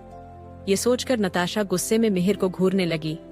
तभी निर्वाण बोला, वैसे तुम दोनों ने बढ़िया चीज सोची है, अब तो मजा आ जाएगा। तभी इतने में अंश बोला, ये जो गद्दे लगे हुए हैं आप सब एक एक करके प्लीज इन पर बैठ जाइए, अपनी अपनी जगह ले लीजिए। सब एक एक करके वहां पर बैठ गए। तभी अंश जाकर एक स्पीकर के पास बैठ गया और बोला, मैं स्पीकर से गाना बजाऊंगा। नैतिक। उसके बोलने पर नैतिक ने एक पिल्लो जो उसने अपने हाथ में पकड़ा था वो नव्या की तरफ दे दिया और नैतिक बोला, अंश गाना बजाएगा और जैसे ही वो गाना रोकेगा तो जिसके हाथ में ये पिलो होगा तो उससे कुछ सवाल किए जाएंगे। अगर उसने जवाब दे दिया तो ठीक, और अगर नहीं दिया तो फिर उसे पनिशमेंट मिलेगी। नैतिक के ये बोलते ही सब गेम को समझ गए। तभी युवराज और शेरा बोले, हमें ये सब खेलना नहीं आता, तो हम चलते हैं। युवराज और शेरा युक्ति और श्रेया को देखकर घबरा रहे थे, जो उन्हीं को घूर कर देख रही थीं। तो इस पर नैतिक बोला, भाई बैठ जाओ ना, वैसे भी श्रेया दीदू और युक्ति दीदू कुछ नहीं कहेंगी। नैतिक के ये बोलते ही युवराज और शेरा उसे गुस्से में घूर के देखने लगे। तो इस पर नैतिक अजीब तरीके से मुस्कुराते हुए वहां से अंश की तरफ भाग गया। तभी रुद्राक्ष बोला, शेरा, युवराज, बैठ जाओ। तुम दोनों क्यों भूल जाते हो कि तुम भी इसी परिवार का हिस्सा हो। रुद्राक्ष के ये बोलते ही शेरा और युवराज अपनी जगह पर बैठ गए, जो ठीक श्रेया और युक्ति के सामने थी, और वो दोनों वहां से उन्हें गुस्से में घूर के देखे जा रही थीं। तभी अंश बोला, ठीक है, तो अब मैं यहाँ से गाना बजाना शुरू करता हूँ। जिसके भी हाथ में पिल्लो होगा और जैसे ही मैं गाना रोकूंगा उससे कुछ सवाल किए जाएंगे। अगर उसने जवाब दे दिया तो ठीक, और अगर जवाब नहीं दिया तो उसे पनिशमेंट मिलेगी। अंश के ये बोलते ही सबने हाँ में सिर हिला दिया। नैतिक ने नव्या को पिल्लो पास किया। अंश ने गाना बजा दिया। अब धीरे धीरे वो पिल्लो इधर से उधर पास होने लगा। पास होते हुए स्मृति के पास आ गया और तभी अंश ने गाना रोक दिया। स्मृति हाथ में पिल्लो को पकड़े हुए मुस्कुराते हुए मिहिर को देख रही थी और मिहिर घबराते हुए स्मृति को देख रहा था और वहीं नताशा गुस्से में उन दोनों को घूर रही थी। स्मृति को देखकर नैतिक बोला, स्मृति जी, तो आप बताइए, क्या कभी आपको कोई पसंद आया? नैतिक के सवाल पर स्मृति शर्माते हुए मिहिर को देखने लगी, जो घबराते हुए इधर उधर देख रहा था। स्मृति मुस्कुराते हुए बोली, मुझे तो बस एक ही लड़का पसंद है कॉलेज टाइम से। इनफैक्ट मैं तो उससे शादी करना चाहती हूँ। न जाने मैंने उससे शादी करने के सपने कितने सालों से सजा रखे हैं, बस उसकी हाँ करने की देर है। स्मृति ये बोलते हुए मुस्कुराने लगी और वहीं मिहिर घबराई हुई नजरों से स्मृति को देखने लगा। स्मृति की बात सुनकर नताशा गुस्से में उन दोनों को देख रही थी और अपनी मुट्ठियां कस रही थी। तभी आराध्या बोली, ताशु, तुम ठीक तो हो ना? आराध्या के पूछने पर नताशा बोली, हाँ आरू, मैं ठीक हूँ, बस किसी की जान लेने का मन कर रहा है। नताशा की बात सुनकर आराध्या बोली, किसकी जान लेने का मन कर रहा है? तो इस पर नताशा बोली, किसी की नहीं। वहीं स्मृति को देखकर ऐसा लग रहा था कि वो मिहिर को कच्चा चबाकर खा जाएगी। तभी मिहिर एकदम से बोला। स्मृति ने जवाब दे दिया, चलो चलो, अब हम आगे बढ़ते हैं, गेम स्टार्ट करो, रुको मत। मिहिर को ऐसे घबराते हुए देखकर स्मृति मुस्कुरा दी। वो पिलो फिर से इधर उधर पास होना शुरू हुआ। गाना चल रहा था और वो पिलो अभी भी पास हो रहा था। अब वो पिलो शेरा के पास आ गया। शेरा के हाथ में वो पिलो आया और वो घबरा गया। वो श्रेया को अजीब नजरों से देखने लगा। श्रेया के चेहरे पर एक विनिंग स्माइल आ गई। उसने मुस्कुराते हुए कहा, शेरा से सवाल सिर्फ मैं करूंगी। श्रेया की आवाज से पता चल रहा था कि वो पक्का शेरा को फंसाने वाली है। शेरा घबराते हुए अपनी जगह से उठकर बोला, मैं कोई भी पनिशमेंट लेने को तैयार हूं। शेरा के ये बोलते ही श्रेया मुस्कुराते हुए बोली, तुमने तो मेरा सवाल भी नहीं सुना, उससे पहले ही हार मान ली। चलो ठीक है, ये भी सही। ये बोलकर श्रेया शेरा के पास आई और बोली, तुम वही करोगे जो मैं कहूंगी। श्रेया के ये बोलते ही शेरा उससे देखने लगा और बोला, क्या करना होगा मुझे होगा, अब क्या होगा आगे। आखिर श्रेया शेरा से क्या करवाएगी, जानने के लिए सुनते रहिए मेरे प्यार की तू इंतहा। शेरा के ये बोलने पर श्रेया ने उसे अपनी चमकती हुई आंखों से देखा और मुस्कुराते हुए बोली, तुम्हें ये करना होगा कि तुम अभी अपने कमरे में नीचे जाओगे और वहाँ पर कम से कम 1 घंटे रुकने के बाद ऊपर आओगे। ये बोलकर वो मुस्कुराते हुए शेरा को देखने लगी। तो इस पर शेरा बोला, तो इसमें कौन सी बड़ी बात है, ये तो मैं अभी कर दूंगा। ये बोलकर शेरा ने उस पीलो को नैतिक की तरफ फेंका और नीचे की तरफ चला गया। उसके जाने के बाद सब हैरानी से श्रेया को देख रहे थे। तो श्रेया ने मुस्कुराते हुए सबकी तरफ देखा और बोली, मुझे प्यास लग रही है, मैं पानी पीकर आती हूँ। ये बोलकर श्रेया जाने लगी तो अंश ने उसे छेड़ते हुए कहा, दीदू, पानी ही पीने जा रही हो या फिर। ये बोलकर वो हंसने लगा। तो इस पर श्रेया ने उसकी तरफ मुस्कुराते हुए देखा और बोली, बेटा, अभी ना तुम छोटे हो तो बेहतर होगा कि छोटे ही रहो, बड़ों की बातों में मत बोला करो। ये बोलकर वो मुस्कुराते हुए शेरा के पीछे भाग गई। उसको इस तरह से शेरा के पीछे भागते हुए देखकर सब जोर जोर से हंसने लगे। इस पर निर्वाण बोला, आज तो बेचारा शेरा गया काम से। वहीं युवराज घबराते हुए युक्ति की तरफ देख रहा था, जो उसे खा जाने वाली नजरों से अभी भी देख रही थी। तभी अंश बोला, चलो अब फिर से गेम शुरू करते हैं। ये बोलकर अंश ने गाना चलाया तो नैतिक ने उस पीलो को नव्या की तरफ फेंका। नव्या ने उस पीलो को फिर से आगे पास किया। थोड़ी देर तक गाना चला और तभी वो पीलो आराध्या के पास आकर रुका और तभी अंश ने गाना भी रोक दिया। आराध्या के हाथ में पीलो देखकर सब मुस्कुराने लगे। सब एक साथ आराध्या की तरफ देखकर बोले, भाभी हमें आपसे कुछ पूछना है। सबको सवाल करते देख आराध्या हंस पड़ी और बोली, सब एक साथ पूछोगे? तो इस पर सब हंसने लगे। तभी अन्या बोली, भाभी सबकी तरफ से मैं पूछ रही हूँ आपसे। आप ये बताओ कि अचानक से अर्जुन भैया और सांझ भाभी की गोद भराई कैसे हुई? मतलब ये सब हुआ कैसे? अन्या के सवाल करने पर आराध्या ने मुस्कुराते हुए सांझ, अर्जुन और रुद्राक्ष की तरफ देखा तो वो तीनों भी मुस्कुरा दिए। तब आराध्या बोली, चलिए हम आप सबको बताते हैं कि ये सब कैसे हुआ। फ्लैशबैक। आराध्या अपने कमरे में इधर से उधर चक्कर लगा रही थी और कुछ सोच रही थी। तभी उसके पास नताशा आई। नताशा ने जब आराध्या को इतना परेशान देखा तो उससे बोली, आरू 2 दिन बाद तेरी गोद भराई है, तुझे खुश होना चाहिए, फिर तू इतनी परेशान क्यों है? तो इस पर आराध्या बोली, कुछ नहीं ताशु, बस हम कुछ सोच रहे थे। नताशा आराध्या को बचपन से जानती थी। उसे पता था जब आराध्या इतनी परेशान होकर इधर उधर चक्कर लगाती है तो जरूर कोई ऐसी बात होती है जिसकी वजह से आराध्या का दिमाग खराब होता है। उसने आराध्या को बेड पर बिठाया और बोली, आरू तू मुझे नहीं बताएगी कि क्या बात है? देख, तू दुनिया से छुपा सकती है लेकिन मुझसे नहीं छुपा सकती। तू जानती है ना कि मैं तेरा आईना हूँ और तुम मेरा आईना है। नताशा के ये बोलते ही आराध्या के चेहरे पर एक प्यारी सी मुस्कान आ गई और वो बोली, ताशु तुमसे तो हम कभी कुछ नहीं छुपा सकते क्योंकि हम जानते हैं कि तुम हमारी हमराज भी हो और हमारी बहुत अच्छी सहेली भी, जिसने एक बहन की तरह हमारा जिंदगी भर ध्यान रखा है। उसके ये बोलने पर नताशा बोली, तो चल अब जल्दी से बता कि क्या बात है। नताशा के ये बोलने पर आराध्या ने उसे बताया कि अर्जुन और सांझ के बीच में क्या बात चल रही है। सब कुछ जानने के बाद नताशा बोली, आरू जहाँ तक तेरी बातों से मुझे समझ में आया है, मुझे लगता है ये जो लड़की है निशा, शायद वही इन सब की जड़ है। नताशा के ये बोलने पर आराध्या बोली, तुम्हें भी यही लगता है ना ताशु? हमें भी यही लगता है, पता नहीं क्यों, पर वो लड़की निशा हमें कुछ सही नहीं लग रही है। भाई से जब हमने बात की थी तो उन्होंने बताया कि वो उसे बचाने के लिए होटल गए थे।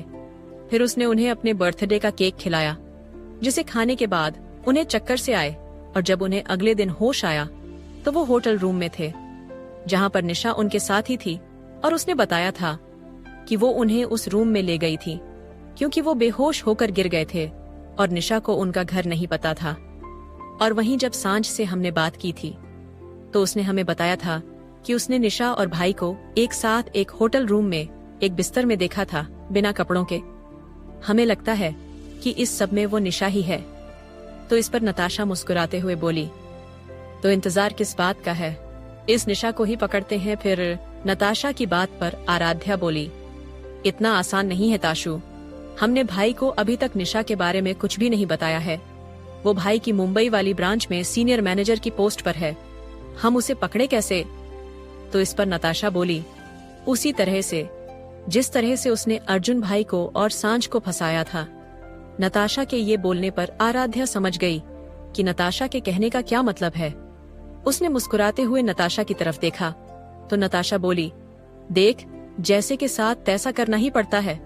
जिस तरह से उसने सांझ को और भाई को अपने जाल में फंसाया था, उसी तरह से हमें उसे फंसाना पड़ेगा। फिर नताशा ने आराध्या को बताया कि उसे क्या करना चाहिए। थोड़ी देर बाद आराध्या अर्जुन के कमरे में गई और बोली, भाई हम सोच रहे थे कि क्यों ना हम अपने एनजीओ का थोड़ा बहुत प्रमोशन मुंबई में भी करें। तभी हमें आपकी मुंबई वाली ब्रांच का ख्याल आया। आराध्या के बोलने पर अर्जुन बोला, ये तो बहुत अच्छा आइडिया है।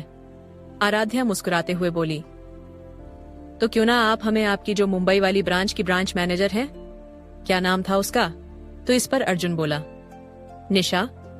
आराध्या बोली, हाँ, उसका फोन नंबर दे दे ताकि से हम उसे बता सके कि हमें कैसा प्रमोशन चाहिए। आराध्या के ये बोलने पर अर्जुन ने एक बार भी उसकी बातों पर शक नहीं किया और उसे निशा का फोन नंबर और अपनी मुंबई वाली ब्रांच का एड्रेस दे दिया।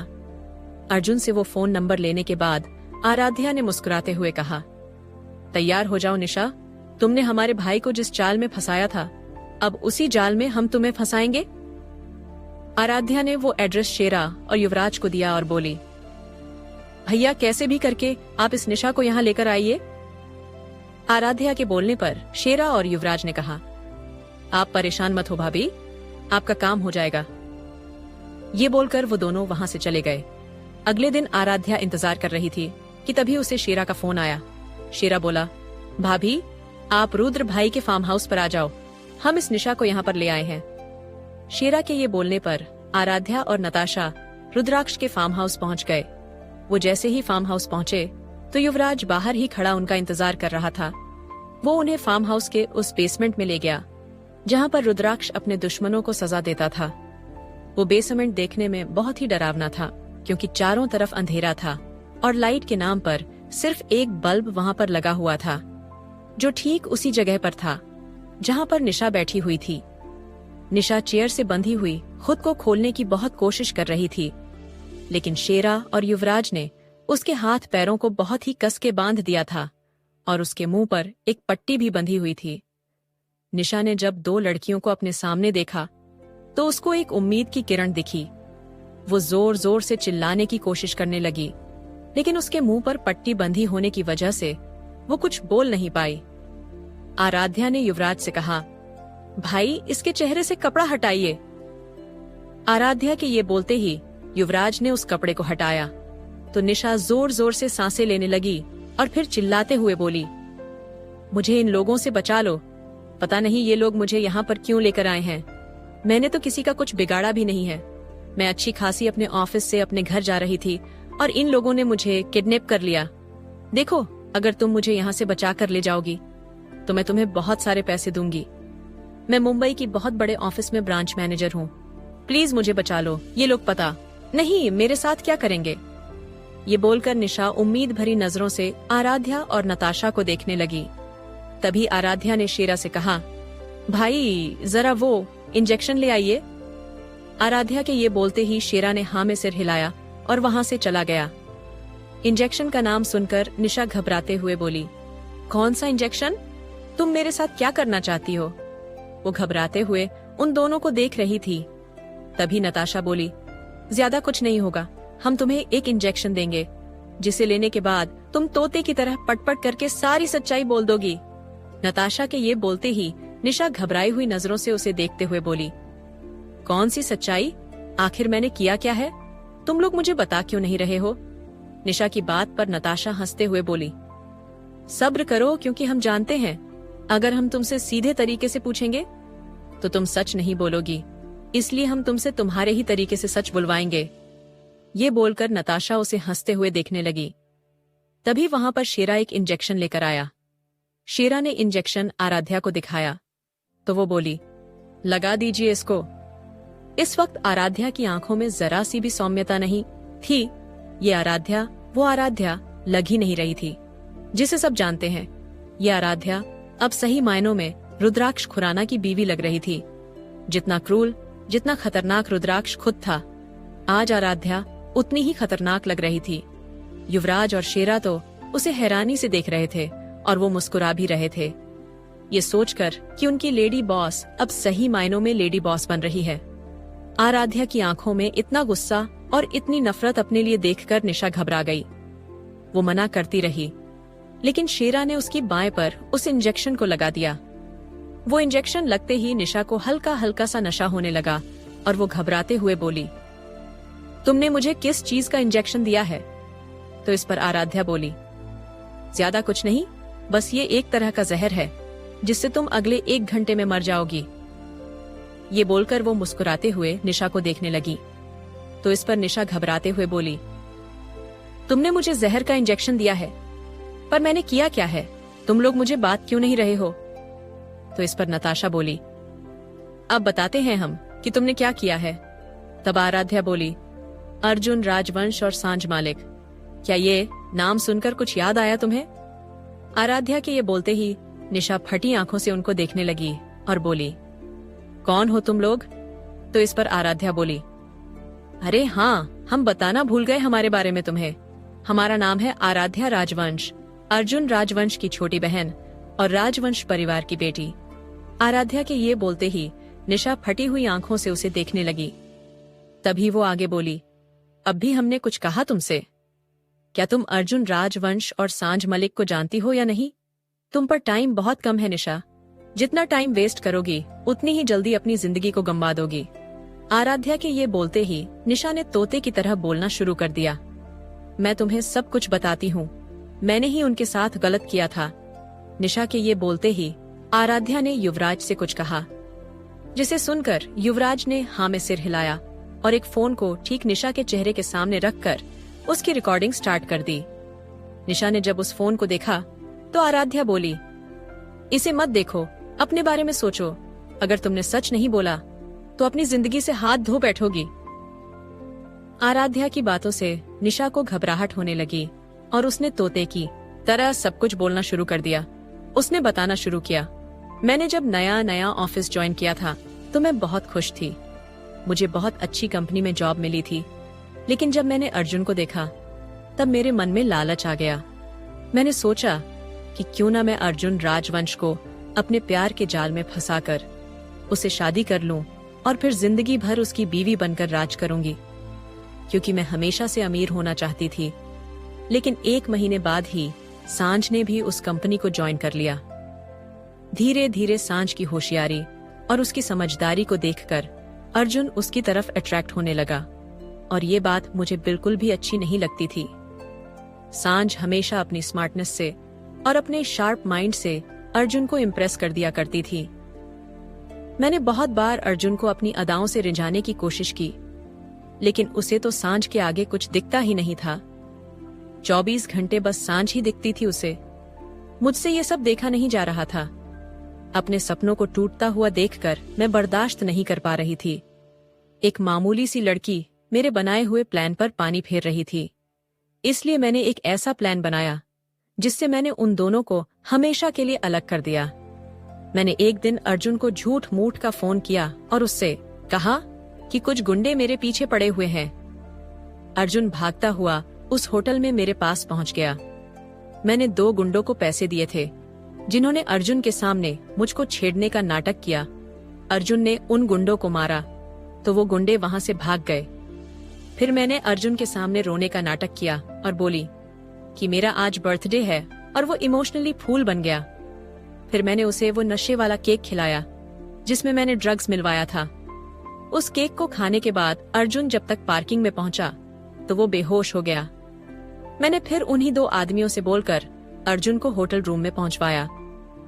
जब तक अर्जुन होटल रूम में पहुंचा तब तक वो पूरी तरह से बेहोश हो गया था। प्लान तो मेरा ये था कि अर्जुन को ड्रग्स देकर उसके साथ पूरी रात बिताऊंगी और उसके बच्चे की मां बनकर उससे शादी करूंगी। लेकिन किस्मत इतनी खराब निकली कि ड्रग्स के ओवरडोज की वजह से अर्जुन बेहोश ही हो गया। लेकिन फिर भी मैं उस मौके को अपने हाथ से जाने नहीं देना चाहती थी। मैंने अर्जुन के कपड़े उतारे और फिर अपने कपड़े उतारे और उसके साथ बेड में आकर उसकी और अपनी कुछ फोटोज ली और वीडियो बनाई। और फिर वो सारी फोटोज और वीडियो एक अलग नंबर से, जो मैंने सिर्फ सांझ को फोटोज और वीडियो भेजने के लिए लिया था, उसे भेज दी ताकि से सांझ कल को ये ना बोल सके कि वो सब मैंने भेजी थी। और उस होटल रूम का नंबर और होटल भी बता दिया। मुझे पता था सांझ कंफर्म करने के लिए जरूरी आएगी और वो जैसे ही आई तभी मैंने अर्जुन को अपनी बाहों में भर लिया। अर्जुन तो बेहोश था, उसे तो पहले ही होश नहीं था। सांझ ने हमें उस हालत में देखा और उसने समझ लिया कि अर्जुन और मैंने साथ में रात गुजारी है। ये सब देखकर सांझ उस ऑफिस को छोड़कर चली गई। मुझे लगा कि उसके जाने के बाद मेरा रास्ता साफ है, अब मैं अर्जुन को अपना बना सकती हूँ। पर मुझे क्या पता था कि सांझ अर्जुन पर अपना ऐसा जादू करके गई है कि वो जिंदगी में कभी मेरा नहीं बन पाएगा। ये बोलकर वो गुस्से में अपने दांत पीसने लगी, लेकिन तभी वो पागलों की तरह हंसने लगी और बोली, पर फिर भी कोई बात नहीं, अगर अर्जुन मेरा नहीं हुआ तो मैंने उसे सांझ का भी नहीं होने दिया। ये बोलकर वो जोर जोर से हंसने लगी। उसे इस तरह से हंसते हुए देखकर आराध्या और नताशा एक दूसरे को देखने लगे। तभी निशा के गाल पर एक जोरदार चांटा लगा और निशा ने हैरानी से अपने गाल पर हाथ रखकर सामने की तरफ देखा। जिसने उसे थप्पड़ मारा था, अब क्या होगा आगे? आखिर किसने मारा निशा को थप्पड़? जानने के लिए सुनते रहिए मेरे प्यार की तो इंतहा।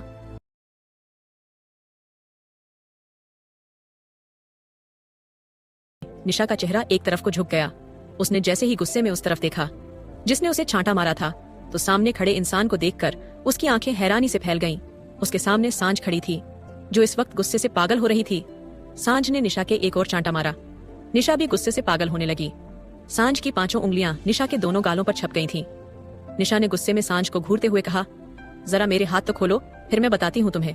इस वक्त मेरे हाथ बंधे हुए हैं, इसलिए तुम मुझ पर हाथ उठा रही हो। निशा के ये बोलते ही सांझ ने युवराज और शेरा से कहा, खोलो इसके दोनों हाथ, आज इसे मैं बताती हूँ। सांझ को इतने गुस्से में देखकर निशा घबरा गई, लेकिन फिर भी उसने हिम्मत करते हुए कहा, हाँ खोलो मेरे हाथ, इसने मेरे 2 थप्पड़ मारे हैं, मैं भी इसे मारूंगी। निशा के ये बोलते ही सांझ ने उसके 2 थप्पड़ और मारे। अब तो निशा को चक्कर आने लगे थे, फिर भी निशा ने गुस्से में सांझ को देखते हुए कहा, तेरी इतनी हिम्मत की तू मुझे मारे? तो इस सांझ उस पर चिल्लाते हुए बोली, मेरी हिम्मत इतनी है कि मैं तेरी जान ले लूं, लेकिन मैं तेरी जितनी गिरी हुई नहीं हूँ। तूने अपने मतलब को पूरा करने के लिए 2 जिंदगियां खराब करने की कोशिश की। सांझ के चिल्लाने पर निशा घबरा गई। तभी सांझ बोली, हम दोनों को अलग करने के लिए तूने बहुत कुछ किया निशा, लेकिन तू अपने इरादों में कामयाब नहीं हो पाई। सांझ के ये बोलने पर निशा बोली, ऐसा हो ही नहीं सकता, मैंने तुम्हें अलग कर दिया है अर्जुन से। अर्जुन अगर मेरा नहीं हो सकता तो वो तुम्हारा भी नहीं होगा, समझी? तो इस पर सांझ जोर से हंसने लगी। सांझ को हंसते हुए देखकर निशा को कुछ समझ नहीं आया। तभी उसने आराध्या की तरफ देखा, जिसके चेहरे पर भी मुस्कुराहट थी। उन सबको मुस्कुराते देखकर निशा घबराने लगी और बोली, मैंने ऐसा क्या कह दिया? तुम इस तरह से क्यों हंस रही हो? फिर निशा कुछ सोचकर बोली, लगता है तुम पागल हो गई हो, तुम्हें अर्जुन नहीं मिला इसलिए तुम पागल हो गई हो, है ना? यही बात है ना? निशा ने ये कहा ही था कि तभी किसी की आवाज उसके कानों में आई। क्या तुम्हें सच में ऐसा लगता है निशा? निशा ने जब उस आवाज पर ध्यान दिया तो उसे एहसास हुआ कि ये अर्जुन की आवाज है। अर्जुन उनके पीछे से चलकर सांझ के पास आया और उसकी कमर पर अपने हाथ को रखते हुए निशा से बोला, क्या तुम्हें सच में ऐसा लगता है कि तुम जीत गई? सांझ ने भी अर्जुन का साथ देने के लिए उसके कंधे पर अपना सिर रख लिया और निशा की तरफ देखते हुए बोली, क्या अभी भी तुम्हें लगता है कि तुमने हमें अलग कर दिया? निशा ने जब उन दोनों को साथ में देखा तो वो पागलों की तरह चिल्लाने लगी, नहीं ये नहीं हो सकता, मैंने खुद तुम दोनों को अलग किया था, ये हो ही नहीं सकता, ऐसा कैसे हो सकता है? तुम दोनों तो अलग हो चुके थे। निशा पागलों की तरह चिल्ला रही थी और वहीं नताशा, आराध्या, सांझ और अर्जुन मुस्कुराते हुए उसे देख रहे थे। तभी सांझ निशा के पास गई और उसके मुंह को कस के अपने हाथों में पकड़ के गुस्से में उसकी आंखों में देखते हुए बोली, वो कहते हैं ना निशा, अगर दूसरे का बुरा करने की सोचोगे तो ये भी सोच लिया करो कि अच्छा तुम्हारे साथ भी नहीं होगा। तुमने हम दोनों के साथ गलत करने की सोची, लेकिन गलत तुम्हारे साथ हो गया। तुम मुझे और अर्जुन को तो अलग नहीं कर पाई, लेकिन तुमने खुद को हमारी नजरों में इतना गिरा लिया है कि अब तुम जिंदगी में कभी भी हमारे दिल में अपने लिए भरोसा नहीं बना पाओगी। ये बोलकर उसने गुस्से में निशा के मुंह को झटका तो उसका मुंह एक तरफ को हो गया। तभी अर्जुन ने फिर से सांझ की कमर पर हाथ रखा और निशा की तरफ देखकर बोला, और मैं तुम्हें बताना ही भूल गया, तुम्हें मेरी वाइफ से मिलना था ना?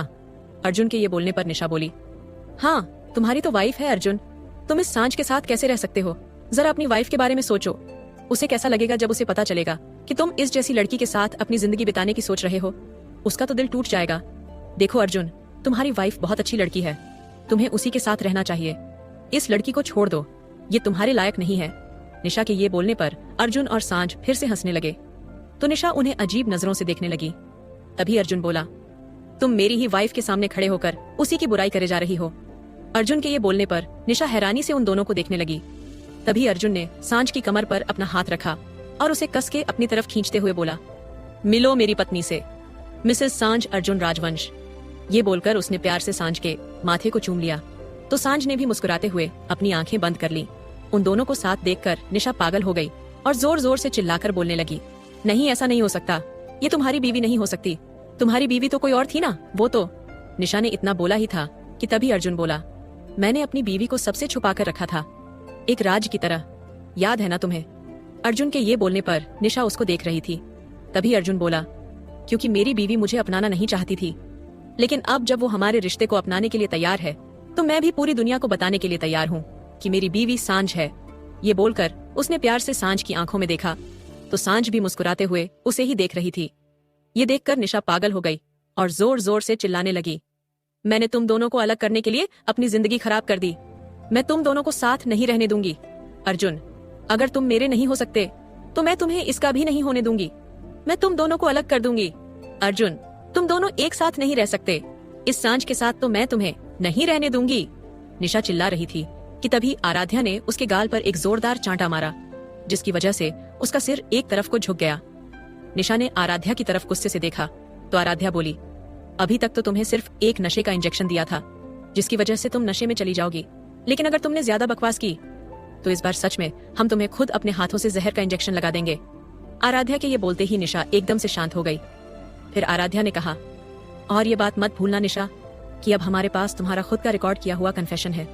अगर तुमने गलती से भी किसी के सामने भाई को बदनाम करने की कोशिश की या फिर खुद को बेचारा दिखाने की कोशिश की तो हम ये कन्फेशन खुद कोर्ट में जमा करेंगे, और उसके बाद तुम्हें जो सजा मिलेगी ना, उसके लिए तुम तैयार रहना। आराध्या की बात सुनकर निशा घबरा गई और बोली, मैं किसी से कुछ नहीं कहूंगी, तुम बस मेरा वो कन्फेशन किसी को मत दिखाना। तो इस पर आराध्या मुस्कुराते हुए बोली, तुम चुप रहोगी तो हम भी चुप रहेंगे। अगर तुमने जरा सा भी शोर करने की कोशिश की तो हम तुम्हारी जिंदगी में ऐसा भूकंप लेकर आएंगे जिसके बाद तुम अपनी जिंदगी को संभाल नहीं पाओगी। ये बोलकर आराध्या ने गुस्से में निशा को घूर के देखा तो निशा एकदम से चुप हो गई। धीरे धीरे निशा को इंजेक्शन का असर होने लगा और वो बेहोश हो गई। तभी आराध्या ने शेरा की तरफ देखकर कहा, आप इसे वापस भिजवा दीजिए भाई। उसके ये बोलने पर शेरा ने युवराज की मदद से निशा को वहां से उठाया और वो उसे बेसमेंट से बाहर ले गए। तभी अर्जुन ने कस के सांझ को अपने गले से लगा लिया। इस वक्त सांझ अर्जुन के सीने पर अपना सर रखकर रो रही थी। ऐसा लग रहा था कि उसका ये दर्द और आंसू पिछले 2 साल की सारी कसर पूरी कर रहे थे। वो फफक फफक कर रो रही थी और अर्जुन उसे संभालने की कोशिश कर रहा था। तभी आराध्या और नताशा मुस्कुराते हुए उन दोनों को वहां छोड़कर वहां से बाहर निकल आए। Flashback ends. आराध्या के सब बताने के बाद रुद्राक्ष बोला, और जब इन्होंने मेरे बॉडीगार्ड्स का इस्तेमाल किया था ये सब करने के लिए तो मुझे तो पता चलना ही था। रुद्राक्ष के ये बोलने पर आराध्या मुस्कुराते हुए उसे देखने लगी।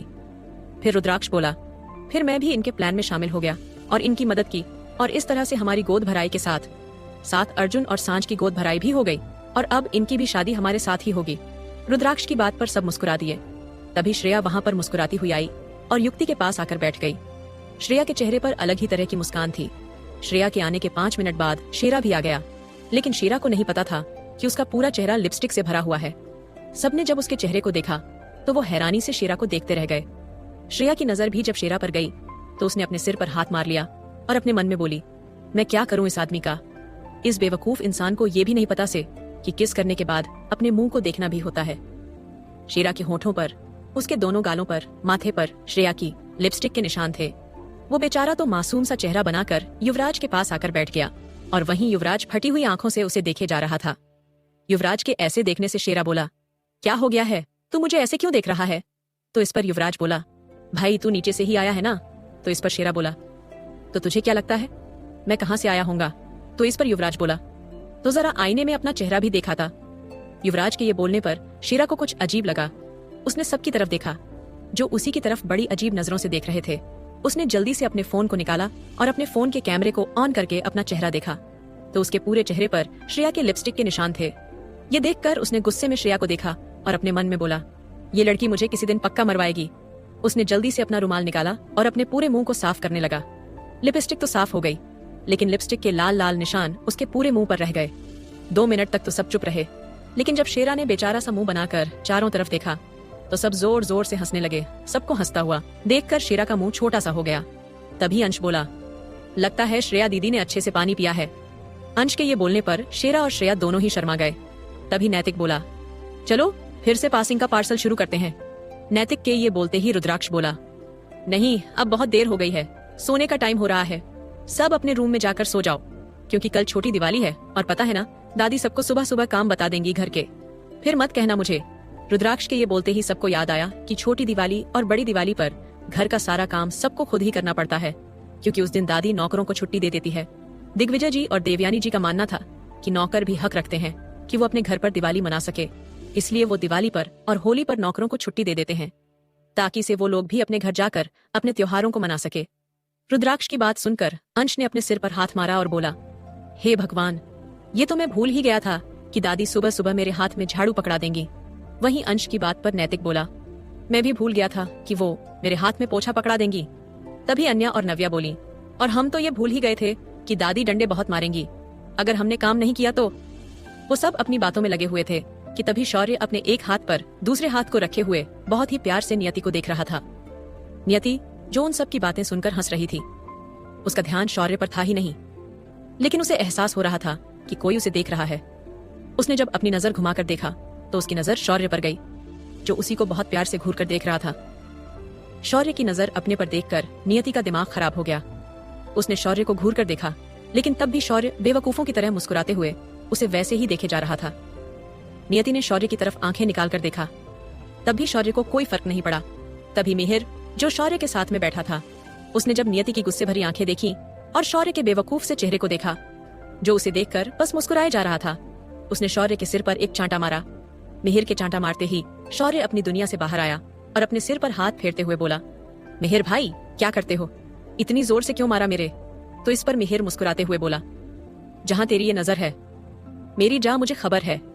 मिहिर के ये बोलते ही शौर्य बोला, हाँ तो आपकी भी तो नजर होती है ना, तो मुझे भी खबर होती है, पर मैं तो ऐसे परेशान नहीं करता। इनफैक्ट मैं तो आपको बचाता हूँ निर्वाण भाई के गुस्से से। तो इस पर मिहिर मुस्कुराते हुए बोला, तो बेटा मैं भी तो तुझे बचाने की ही कोशिश कर रहा हूँ निर्वाण के गुस्से से। तू क्यों भूल जा रहा है कि निर्वाण हमारे साथ ही बैठा है? शौर्य ने अपनी नजर घुमाई तो निर्वाण उसके साथ में बैठा हुआ था, जिसे देखकर शौर्य घबरा गया और फिर मिहिर की तरफ देखकर बोला, थैंक यू भाई। तो इस पर मिहिर ने कहा, हाँ ठीक है, मेरा ये एहसान रहा तेरे पर। मिहिर के बोलने पर शौर्य उसे मुंह बनाकर देखने लगा। तभी सब एक एक करके अपनी जगह से खड़े हुए और नीचे जाने लगे। मिहिर भी उठकर खड़ा हुआ तो स्मृति उसके पास आकर खड़ी हो गई और शर्माते हुए बोली, वैसे मिहिर कल हम दोनों दिवाली साथ में मनाएंगे। ये बोलकर वो शर्माते हुए अपने हाथों को आपस में फंसाने लगी। मिहिर उसकी पागलों जैसी हरकतों को देखकर नताशा की तरफ देखकर घबराते हुए मन में बोला, ये पक्का मेरी ऊपर की टिकट कटवा देगी। जिस हिसाब से नताशा हम दोनों को गुस्से में घूर कर देख रही है, ऐसा लग रहा है कि या तो ये मेरे को मारेगी या फिर इसे मारेगी, लेकिन मुझे अपने चांसेस ज्यादा लग रहे हैं मार खाने के। उसने जल्दी से स्मृति से दूर होने की कोशिश की, लेकिन स्मृति ने उसका रास्ता रोकते हुए कहा, बोलो ना मिहिर, कल मेरे साथ दिवाली मनाओगे ना? स्मृति के इस तरह से रास्ता रोकने से मिहिर घबरा गया। तभी उसकी नजर स्मृति के पीछे गई, जहां से उसे गुस्से से भरी हुई नताशा उनके पास चलती हुई नजर आ रही थी। मिहिर ने नताशा को अपनी तरफ आते हुए देखा तो अपने मन में बोला, मिहिर बेटा लगता है तेरा अंतिम समय आ गया है, अब क्या होगा आगे? क्या नताशा सच में गुस्से में मिहिर की तरफ चलकर आ रही है? जानने के लिए सुनते रही। अगले दिन देवयानी जी ने सबको काम पर लगा दिया। जहां सारे लड़के घर की साफ सफाई करने में लगे हुए थे, वहीं सारी लड़कियां घर की साज सजावट कर रही थीं। देवयानी जी ने लड़कों और लड़कियों में सारा काम बांट दिया था। अंश जालों में झाड़ू मारते हुए बोला, यार ये क्या बात होती है? दादी ने लड़कियों को तो आसान सा काम दे दिया घर सजाने का, और हमें देखो इस गंदगी में डाल दिया। झाड़ू लगाओ, पोछा लगाओ। ये बोलते हुए वो जाले हटाने लगा तो इस पर नैतिक मुंह बनाते हुए बोला, बोल तो ऐसे रहा है तू जैसे तू लड़कियों की तरह घर को सजा लेता। तुझे रंगोली बनानी आती है? नैतिक के पूछने पर अंश मुंह बनाते हुए बोला, नहीं यार रंगोली बनानी तो नहीं आती। तभी दूसरी तरफ से मिहिर खिड़की साफ करते हुए बोला, अच्छा तो फिर तुझे घर को सजाना तो आता ही होगा, फूल लगाकर। मिहिर के बोलने पर अंश बोला, नहीं भाई ये भी नहीं आता। तभी दूसरी तरफ से निर्वाण डस्टिंग करते हुए बोला, तो फिर भाई इतना क्यों बोल रहा है? जब तुझे नहीं आता तो जो आता है वही कर लेना। दादी ने तेरे हाथ में बिल्कुल सही काम दिया है, झाड़ू लगाने का, क्योंकि तुझे यही आता है। निर्वाण के बोलने पर शौर्य, मिहिर, नैतिक और निर्वाण चारों हंसने लगे और अंश उन चारों को मुंह बनाकर देख रहा था। शौर्य हंसते हुए अपनी सफाई कर ही रहा था कि तभी उसकी नजर नियति पर गई। नियति मंदिर के आगे बैठी हुई फूलों की एक माला को सुलझाने में लगी हुई थी, जिसमें वो बुरी तरह से उलझ गई थी। शौर्य ने जब नियति को इस तरह से फूलों की माला के बीच में उलझे हुए देखा तो वो मुस्कुराने लगा। उसने देखा कि सबका ध्यान अपने अपने काम पर है तो वो नियति की तरफ बढ़ गया। उसने नियति के पीछे खड़े होकर धीरे से कहा, अगर मेरी कोई मदद चाहिए हो तो मैं कर सकता हूँ। नियति, जो पहले ही उन फूलों की माला में उलझी हुई थी, उसने भी जल्दी से कहा, हाँ प्लीज मेरी मदद कर दो। मुझे समझ नहीं आ रहा ये फूलों की माला कहाँ से शुरू हो रही है और कहाँ खत्म हो रही है। मैं तो परेशान हो गई, कितनी देर से सुलझाने की कोशिश कर रही हूँ कि ये सुलझ जाए, लेकिन ये तो सुलझने में नहीं आ रही। ये बोलकर वो उन फूलों की माला में और उलझती गई। तो शौर्य मुस्कुराते हुए उसके पास बैठा और धीरे धीरे करके उन फूलों की माला को उसके साथ सुलझाने लगा। थोड़ी देर बाद उसे सुलझाने के बाद वो फूलों की माला बिल्कुल सीधी हो गई। माला सीधी होते देख नियति ने मुस्कुराते हुए शौर्य की तरफ देखा। शौर्य को अपने सामने देखकर नियति के चेहरे पर जितनी भी खुशी थी वो गुस्से में बदल गई और वो मुंह बनाते हुए बोली, तुम? तो इस पर शौर्य बोला, हाँ वो तुम माला में उलझ गई थी ना, तो मैंने तुम्हारी मदद करी उसे सुलझाने में। ये बोलकर शौर्य मुस्कुराने लगा। तो इस पर नियति बोली, तुमसे किसने मांगी थी मदद? नियति के ये बोलते ही शौर्य हैरानी से उसे देखने लगा और बोला, ये क्या बात होती है? अभी जब तुम माला में उलझी हुई थी तब तो तुम्हें मेरी मदद चाहिए थी, अब तुम्हारी माला सुलझ गई तो तुम अपनी बात से ही पलट गई। शौर्य के ये बोलने पर नियति मुंह बनाते हुए बोली, मैंने तो तुम्हें बुलाया ही नहीं था मदद करने के लिए, फिर तुम क्यों आए? उसके ये बोलने पर शौर्य बोला, वाह जी वाह, ये बढ़िया है। पहले तो जब मेरी मदद चाहिए थी तब तो मेरी मदद ले ली और अब थैंक यू बोलने की जगह पर मुझे आंखें दिखा रही हो। शौर्य के ये बोलने पर नियति ने अपनी कमर पर अपने दोनों हाथ रखे और गुस्से में बोली, मैंने तुमसे मदद कब मांगी? क्या मैंने तुमसे कहा कि आओ और मेरी मदद करो? नियति के ये बोलने पर शौर्य अपना सिर खुजाने लगा और खुद से बोला, हाँ, इसने ऐसा तो नहीं कहा था। लेकिन तभी उसके दिमाग की बत्ती जली और वो बोला, ऐसा है, मैंने तुमसे कहा था कि लाओ मैं तुम्हारी मदद कर दूं माला सुलझाने में, तो तुमने खुद कहा था कि हाँ मेरी मदद कर दो। तो इस पर नियति बोली, क्योंकि मुझे नहीं पता था कि मेरी मदद तुम कर रहे हो, वरना मैं तुम्हारी मदद कभी नहीं लेती। ये बोलकर नियति उठी और अपनी माला लेकर चली गई और शौर्य मुंह खोले उसे बस जाते हुए देख रहा था। वही शक्ति जी और कृपा जी ने देवयानी जी से हरिद्वार वापस जाने की इजाजत मांगी। तो इस पर देवयानी जी बोली, पर बेटा आप लोग कल ही तो आए थे। तो इस पर शक्ति जी बोले, जी माँ जी, हम कल आए थे, लेकिन हम सीधा दिल्ली से आए थे। ऐसा था कि हमारी बहन की बेटी की भी सगाई थी, तो हम पहले हरिद्वार से सीधे दिल्ली गए थे।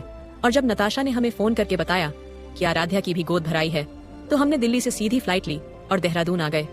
इस बीच हमें अपने घर जाने का एक बार भी मौका नहीं मिला। और फिर अब तो दिवाली है, अब तो घर जाना हमारा बनता है। लेकिन हम आपसे वादा करते हैं माँ जी, आराध्या की शादी की हर रस्म में हम शामिल होंगे, लेकिन अभी हमें जाना होगा। शक्ति जी के ये बोलने पर देवयानी जी ने उनकी बात को समझा और हाँ में अपना सिर हिला दिया। तभी शक्ति जी ने नियति, नताशा और निर्वाण की तरफ देखकर कहा, आप लोगों का मन है अपने घर पर दिवाली मनाने का? शक्ति जी के ये बोलते ही वो तीनों उनकी तरफ देखने लगे।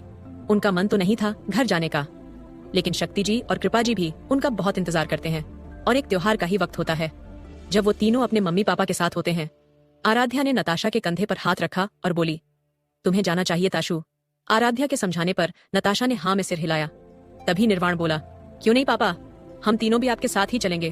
थोड़ी देर में शक्ति जी और कृपा जी, नताशा, नियति और निर्वाण के साथ हरिद्वार के लिए निकल गए। शौर्य, मिहिर और नव्या को उनका जाना अच्छा तो नहीं लगा, लेकिन वो इसमें कुछ कर भी नहीं सकते थे। थोड़ी देर बाद सब अपने काम में लगे हुए थे। वहीं देवयानी जी ने सांझ और आराध्या को सब पर नजर रखने के लिए कहा था और ये देखने के लिए कहा था कि सब अपना काम ढंग से कर रहे हैं या नहीं। उन दोनों ने भी देवयानी जी से कहा था कि वो भी इस काम में मदद करना चाहते हैं, लेकिन देवयानी जी बोली कि उन दोनों को आराम करना चाहिए, क्योंकि वो पिछली रात गोद भराई की वजह से पहले ही बहुत ज्यादा थक गई हैं, इसलिए वो कोई भी काम नहीं करेंगी। और देवयानी जी की बात को सांझ और आराध्या ना माने, ऐसा तो हो ही नहीं सकता।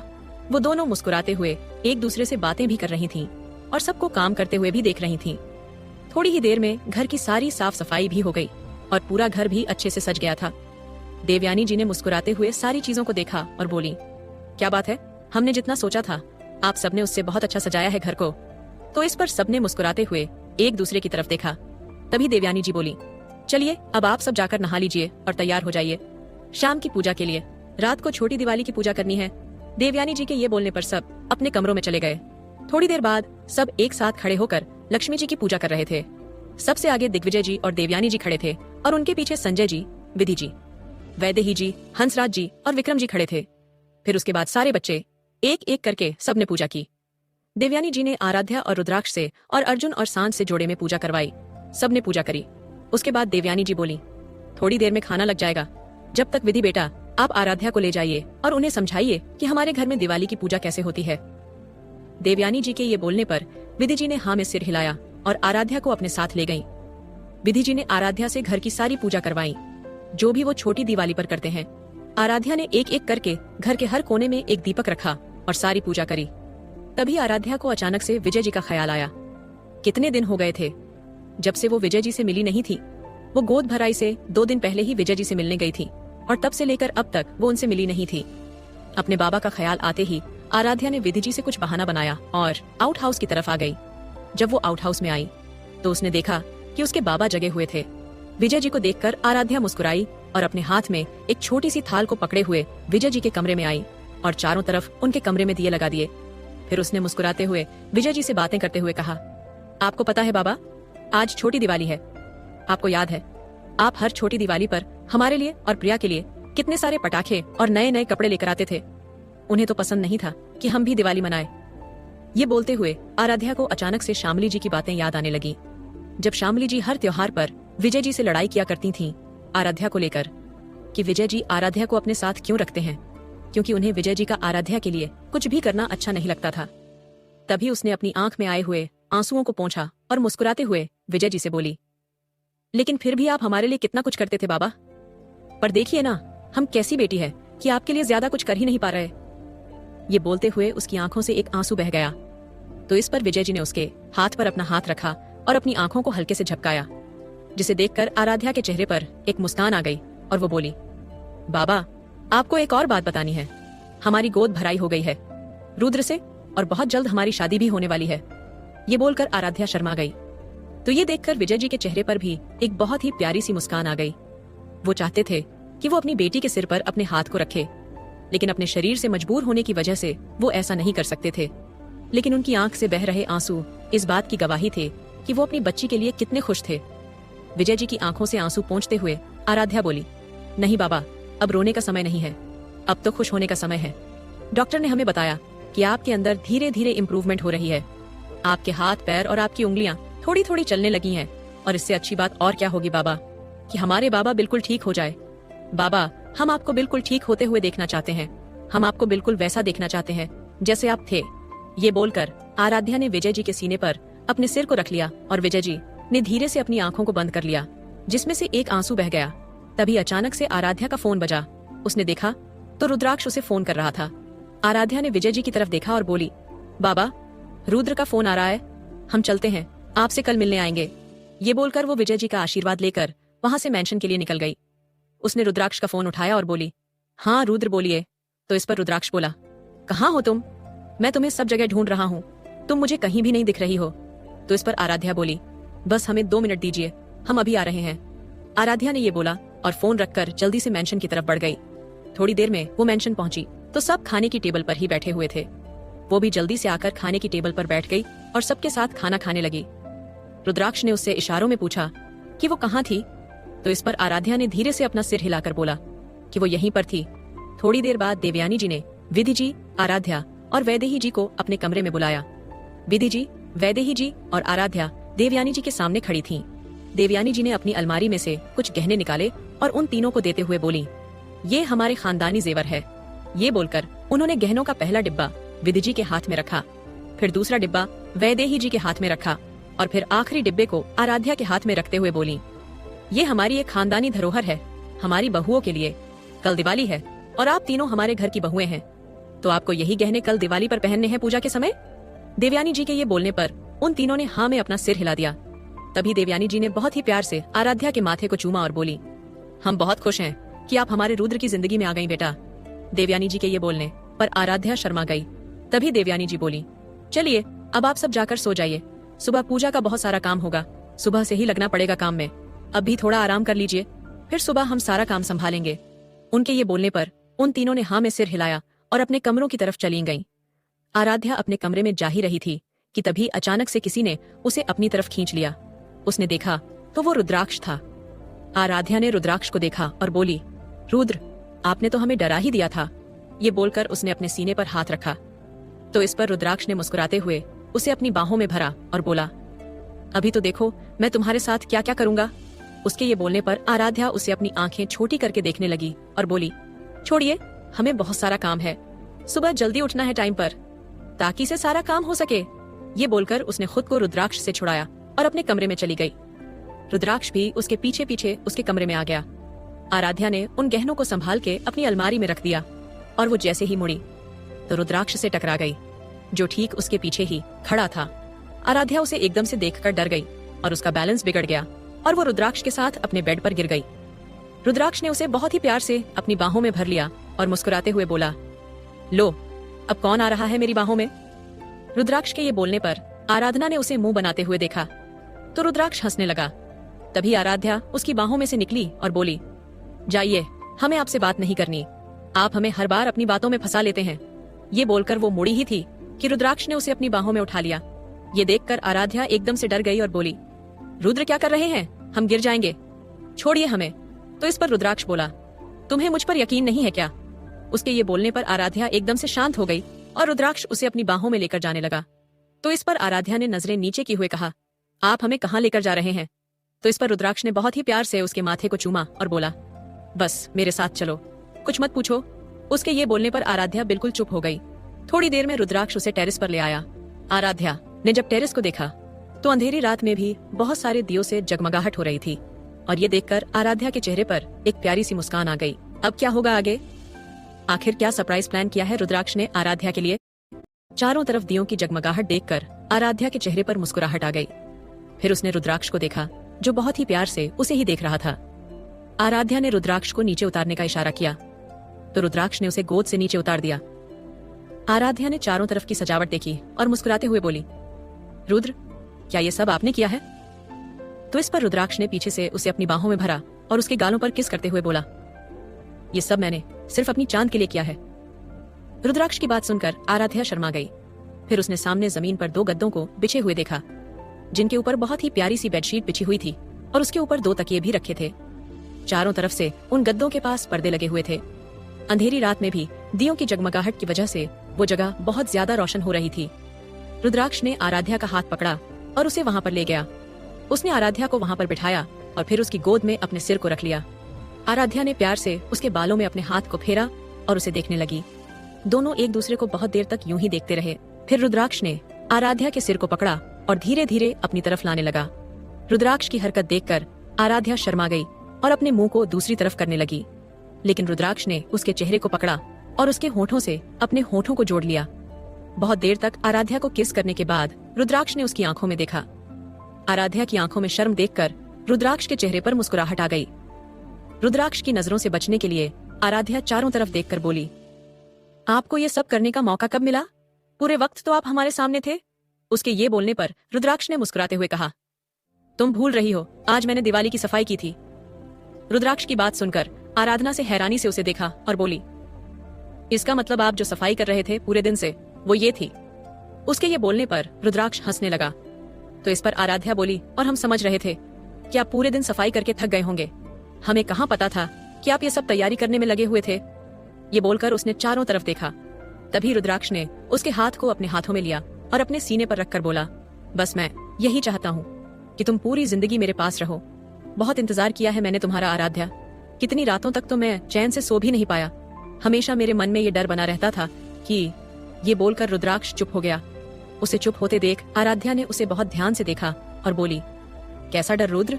उसके पूछने पर रुद्राक्ष उठकर बैठ गया और बोला, कुछ नहीं, वैसे तुम्हें ये सब कैसा लगा? रुद्राक्ष को बात पलटते देखकर आराध्या ने उसके चेहरे को अपनी तरफ किया और बोली, हमसे छुपाएंगे क्या? आपको लगता है कि आप हमसे कुछ भी छुपा सकते हैं? आराध्या की बात सुनकर रुद्राक्ष की आंखें हल्की सी नम हो गईं। आराध्या ने पहली बार रुद्राक्ष को अपने सामने रोते हुए देखा था। ऐसा पहली बार था जो रुद्राक्ष की आंखें नम हुई थीं। ये देखकर आराध्या ने जल्दी से उसकी दोनों आंखों को चूमा और बोली, रुद्र, आप रो क्यों रहे हैं? हमें बताइए ना, क्या बात है?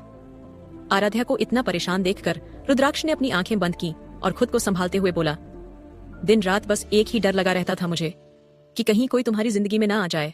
पहला डर तो मेरा यही था कि तुम्हारे साथ कुछ गलत ना हो गया हो। जिस तरह से तुम्हें अगवा किया गया था, उससे मुझे यही डर लगता था कि कहीं तुम किसी गलत हाथों में ना लग गई हो, कोई तुमसे कुछ गलत काम ना करवा रहा हो। और दूसरा डर ये लगता था कि अगर तुम किसी सही परिवार को मिल गई होंगी तो उन्होंने तुम्हें पाल पोस के बड़ा किया होगा, तुम्हारे लिए सब कुछ किया होगा। लेकिन फिर क्या पता तुम्हारी जिंदगी में कोई और लड़का ना आ गया हो, और अगर तुमने उसे अपनी जिंदगी में आने दिया तो फिर मेरा तो तुम्हारी जिंदगी में आने का कोई मतलब ही नहीं रहता। ये बोलते हुए रुद्राक्ष ने अपनी आंख में आए हुए एक आंसू को पोंछ लिया। रुद्राक्ष के दर्द को जानकर और उसकी बात सुनकर आराध्या को भी बहुत दर्द हुआ। आराध्या ने वो सब सहा तो नहीं था, लेकिन वो महसूस कर सकती थी कि रुद्राक्ष ने अपनी 18 सालों की उस जिंदगी को किस तरह से गुजारा होगा उसके बिना। उसने प्यार से रुद्राक्ष के चेहरे को अपने हाथों में भरा और उसके माथे को चूमते हुए बोली, रुद्र, जो बीत गया सो बीत गया। अब वो गुजर चुका है और अब वो वापस नहीं आएगा। लेकिन हम आ चुके हैं और हम आपसे वादा करते हैं कि आपकी आराध्या इस जन्म में तो क्या, किसी भी जन्म में आपके सिवा किसी और की नहीं होगी। हमने अपना सब कुछ आपको मान लिया है रुद्र। आप हमारे लिए, हमारे पति, हमारे भगवान, हमारे सब कुछ है। हमने सबसे पहले अपनी जिंदगी में अगर किसी को जगह दी है तो वो हमारे भोलेनाथ है, और उनके बाद आप, और अब किसी और की हमारी जिंदगी में कोई जगह नहीं है। आराध्या की इन बातों को सुनकर रुद्राक्ष बहुत ज्यादा इमोशनल हो गया और उसने कस के आराध्या को अपने गले से लगा लिया। आराध्या ने आज लाइट पिंक कलर की साड़ी पहन रखी थी, जिसका ब्लाउज ऑफ शोल्डर था। रुद्राक्ष ने खुद को काबू करने की बहुत कोशिश की, लेकिन आराध्या की खूबसूरती उसे पागल बना रही थी। उसने आराध्या के उस ऑफ शोल्डर ब्लाउज से ही आराध्या के कंधों को चूम लिया। उसके चूमते ही आराध्या एकदम से सिसक गई, लेकिन उसने रुद्राक्ष को अपने गले से लगाए रखा। रुद्राक्ष ने आराध्या के कंधों को चूमते हुए उसके गले को चूमना शुरू कर दिया और आराध्या रुद्राक्ष के उस मीठे से एहसास को अपने अंदर महसूस करने लगी। रुद्राक्ष ने फिर उसकी तरफ देखा और उसके माथे और गालों को चूमते हुए उसके होंठों तक आ गया। उसने प्यार से उसके होंठों को चूमा तो इस पर आराध्या शर्माते हुए इधर उधर देखने लगी। रुद्राक्ष उसे अपनी इंटेंस नजरों से देख रहा था, लेकिन आराध्या से उसकी वो इंटेंस नजरें बर्दाश्त नहीं हुई और वो एकदम से अपनी जगह से खड़ी हो गई। वो जैसे ही खड़ी हुई, तभी रुद्राक्ष ने उसकी साड़ी के पल्लू को अपने हाथ में पकड़ लिया और उसके पल्लू में लगी हुई पिन निकल के नीचे गिर गई और उसका पल्लू उसके कंधों से नीचे आ गया। ये होते ही आराध्या और भी ज्यादा शर्माने लगी। एक तरफ से रुद्राक्ष ने उसके पल्लू को पकड़ रखा था, तो दूसरी तरफ से आराध्या शर्माते हुए रुद्राक्ष से बोली, मत कीजिए। उसने इतना कहा ही था कि रुद्राक्ष ने झटके से उसके पल्लू को अपनी तरफ खींचा तो आराध्या उसके ऊपर आकर गिर गई। रुद्राक्ष ने जल्दी से आराध्या को पलट के अपने नीचे किया और उसकी खूबसूरती को देखते हुए बोला, अभी भी रोकोगी क्या मुझे? अब तो मुझे हक है। उसके ये बोलते ही आराध्या ने उसकी आंखों में देखा, जिसमें उसके लिए बेशुमार प्यार था। भरोसा तो आराध्या को रुद्राक्ष पर वैसे था जैसे वो अपने भोलेनाथ पर करती थी। उसे इस बात का यकीन था कि रुद्राक्ष कभी भी ना तो उसे धोखा देगा और ना ही कभी उसका फायदा उठाएगा। लेकिन एक झिझक थी उसके अंदर, जो शायद रुद्राक्ष के इन शब्दों ने आज खत्म कर दी थी। रुद्राक्ष के ये बोलने पर आराध्या ने प्यार से उसकी तरफ देखा और उसके माथे को चूमते हुए बोली, सिर्फ आप ही को हक है रुद्र। ये बोलकर उसने मुस्कुराते हुए उसकी तरफ देखा और अपनी आंखें बंद कर ली। रुद्राक्ष ने आराध्या की साड़ी के पल्ले को एक तरफ किया और उसके माथे और गालों को चूमते हुए उसकी नेक पर किस करने लगा। आराध्या रुद्राक्ष के प्यार में डूबती जा रही थी और वहीं रुद्राक्ष उसे और प्यार करता जा रहा था। फिर रुद्राक्ष ने आराध्या के सीने पर अपने होठों को रखा। आराध्या एकदम से सिहर गई। रुद्राक्ष ने आराध्या को देखा तो उसके गाल एकदम लाल हो रहे थे, जिसे देखकर रुद्राक्ष को उस पर और प्यार आने लगा। तभी आराध्या ने आंखें खोलकर रुद्राक्ष की तरफ देखा, जो उसे पाने के लिए तड़प रहा था। आराध्या ने रुद्राक्ष को खुद से दूर किया और पेट के बल लेट गई। इस वक्त आराध्या की गोरी पीठ रुद्राक्ष के सामने थी। आराध्या के ब्लाउज की वो डोरी, जिसे रुद्राक्ष को खोलने का बहुत ज्यादा मन था, उसने उस डोरी को अपने होठों में लिया और उसे खोल दिया। फिर उसकी पीठ पर किस करने लगा। आराध्या चादर को अपने हाथों में दबाए हुए रुद्राक्ष के प्यार को अपने अंदर महसूस कर रही थी। रुद्राक्ष ने उसके उस हाथ को अपने हाथ में दबा लिया जिससे वो चादर को दबा रही थी। अब आराध्या से रुद्राक्ष और प्यार बर्दाश्त नहीं हुआ और उसने गहरी सांस भरते हुए कहा, रुद्र रुक जाइए ना, आपको हक है और हमें आप पर पूरा भरोसा भी है, लेकिन हम चाहते हैं कि आप ये सब हमारी शादी के बाद करें तो। इतना बोलकर वो रुक गई। रुद्राक्ष ने आराध्या की बात सुनी तो वो मुस्कुरा दिया। उसने आराध्या को अपनी तरफ घुमाया और उसे अपनी बाहों में भरते हुए बोला, तो तुम्हें क्या लगा, मुझे बस इन्हीं सब से प्यार है? रुद्राक्ष के सवाल को सुनकर आराध्या चोर नजरों से उसे देखने लगी। तो इस पर रुद्राक्ष बोला, मैंने तुमसे प्यार किया है आराध्या। मेरे पास तुम हो तो मेरी पूरी दुनिया मेरे पास है। ये बोलकर उसने प्यार से आराध्या के माथे को चूमा और उसके साड़ी के पल्ले को उसके कंधे पर रखते हुए बोला, तुमने आज मुझे इस हद तक इतना हक दिया, इससे ज्यादा मेरे लिए खुशी की बात और कोई नहीं हो सकती। ये बोलकर उसने आराध्या को अपनी बाहों में भर लिया और वो दोनों ही एक दूसरे की बाहों की गर्माहट पाकर सो गए। वहीं कोई था जो अपनी गहरी नजरों से उन दोनों को देख रहा था। उस इंसान ने जोर से दीवार में हाथ मारा और गुस्से से जलती हुई निगाहों से रुद्राक्ष और आराध्या को एक दूसरे की बाहों में आराम से सोते हुए देखा। अगले दिन सब सुबह जल्दी उठ गए थे। देवयानी जी तो चिल्ला चिल्ला कर सबको बता रही थीं कि किसको क्या काम करना है और बाकी सब अपने काम करने में लगे हुए थे। वहीं आराध्या तभी जल्दी से तैयार होकर बाहर आ गईं। आराध्या जैसे ही बाहर आई तो सांझ ने उसे पकड़ लिया और मुस्कुराते हुए बोली, तो कैसी रही दोनों की रात? सांझ के ये बोलते ही आराध्या उसे हैरान नजरों से देखने लगी और बोली, भाभी आप किस बारे में बात कर रहे हो? हमें नहीं पता। ये बोलकर आराध्या थाल में रखे हुए फूलों को सजाने लगी। तो इस पर सांझ ने उसके कंधे पर अपना कंधा मारा और बोली, ननद जी इतनी भी सीधी मत बनो, मुझे सब पता है। कल रात को आप कहाँ थी? सांझ के ये बोलते ही आराध्या के हाथों में से थाल नीचे गिरते गिरते बची। फिर उसने खुद को संभाला और बोली, आप क्या बात कर रही हो? हमें नहीं पता। ये बोलकर उसने जल्दी से रंगोली के रंग उठाए और रंगोली बनाने बैठ गई। तो इस पर सांझ भी उसके पास बैठकर रंगोली बनाते हुए बोली, देखिए नंद जी, एक बात मैं आपको अच्छे से बता दूं, आपके भाई मुझे सारी बात बताते हैं। तो इस पर आराध्या हैरानी से उसे देखते हुए बोली, भाई ने आपको बताया? लेकिन उन्हें किसने बताया? तो इस पर सांझ हंस पड़ी और बोली, क्योंकि आपके भाई की मदद आपके होने वाले पतिदेव ने ली थी, वो सारी तैयारी करने में। अब आपके पतिदेव तो हमेशा बिजनेस में लगे रहते हैं, उन्हें क्या पता कि रोमांटिक चीजें कैसे की जाती है। तो वही आए थे अर्जुन के पास सब कुछ जानने के लिए। सांझ के ये बोलने पर आराध्या को बहुत शर्म आने लगी और वो अपनी नजरें चुराकर रंगोली बना रही थी। तो इस पर सांझ हंसते हुए बोली, बस बस रहने दो, हम दोनों साथ के ही हैं, और वैसे भी अब हमारे पति हमारे साथ रोमांटिक नहीं होंगे तो कोई बाहर वाला होगा क्या? मेरी बात मानो तो अभी शर्माना छोड़ दो और अपने पति को अपने इशारों पर नचाना शुरू कर दो। सांझ के ये बोलते ही आराध्या को और शर्म आने लगी और वो धीरे धीरे मुस्कुराते हुए अपनी रंगोली बना रही थी। थोड़ी ही देर में काम करते करते शाम भी हो गई और फिर दिवाली की पूजा का वक्त हो गया। सब दिवाली की पूजा कर रहे थे। थोड़ी देर बाद पूजा खत्म हो गई।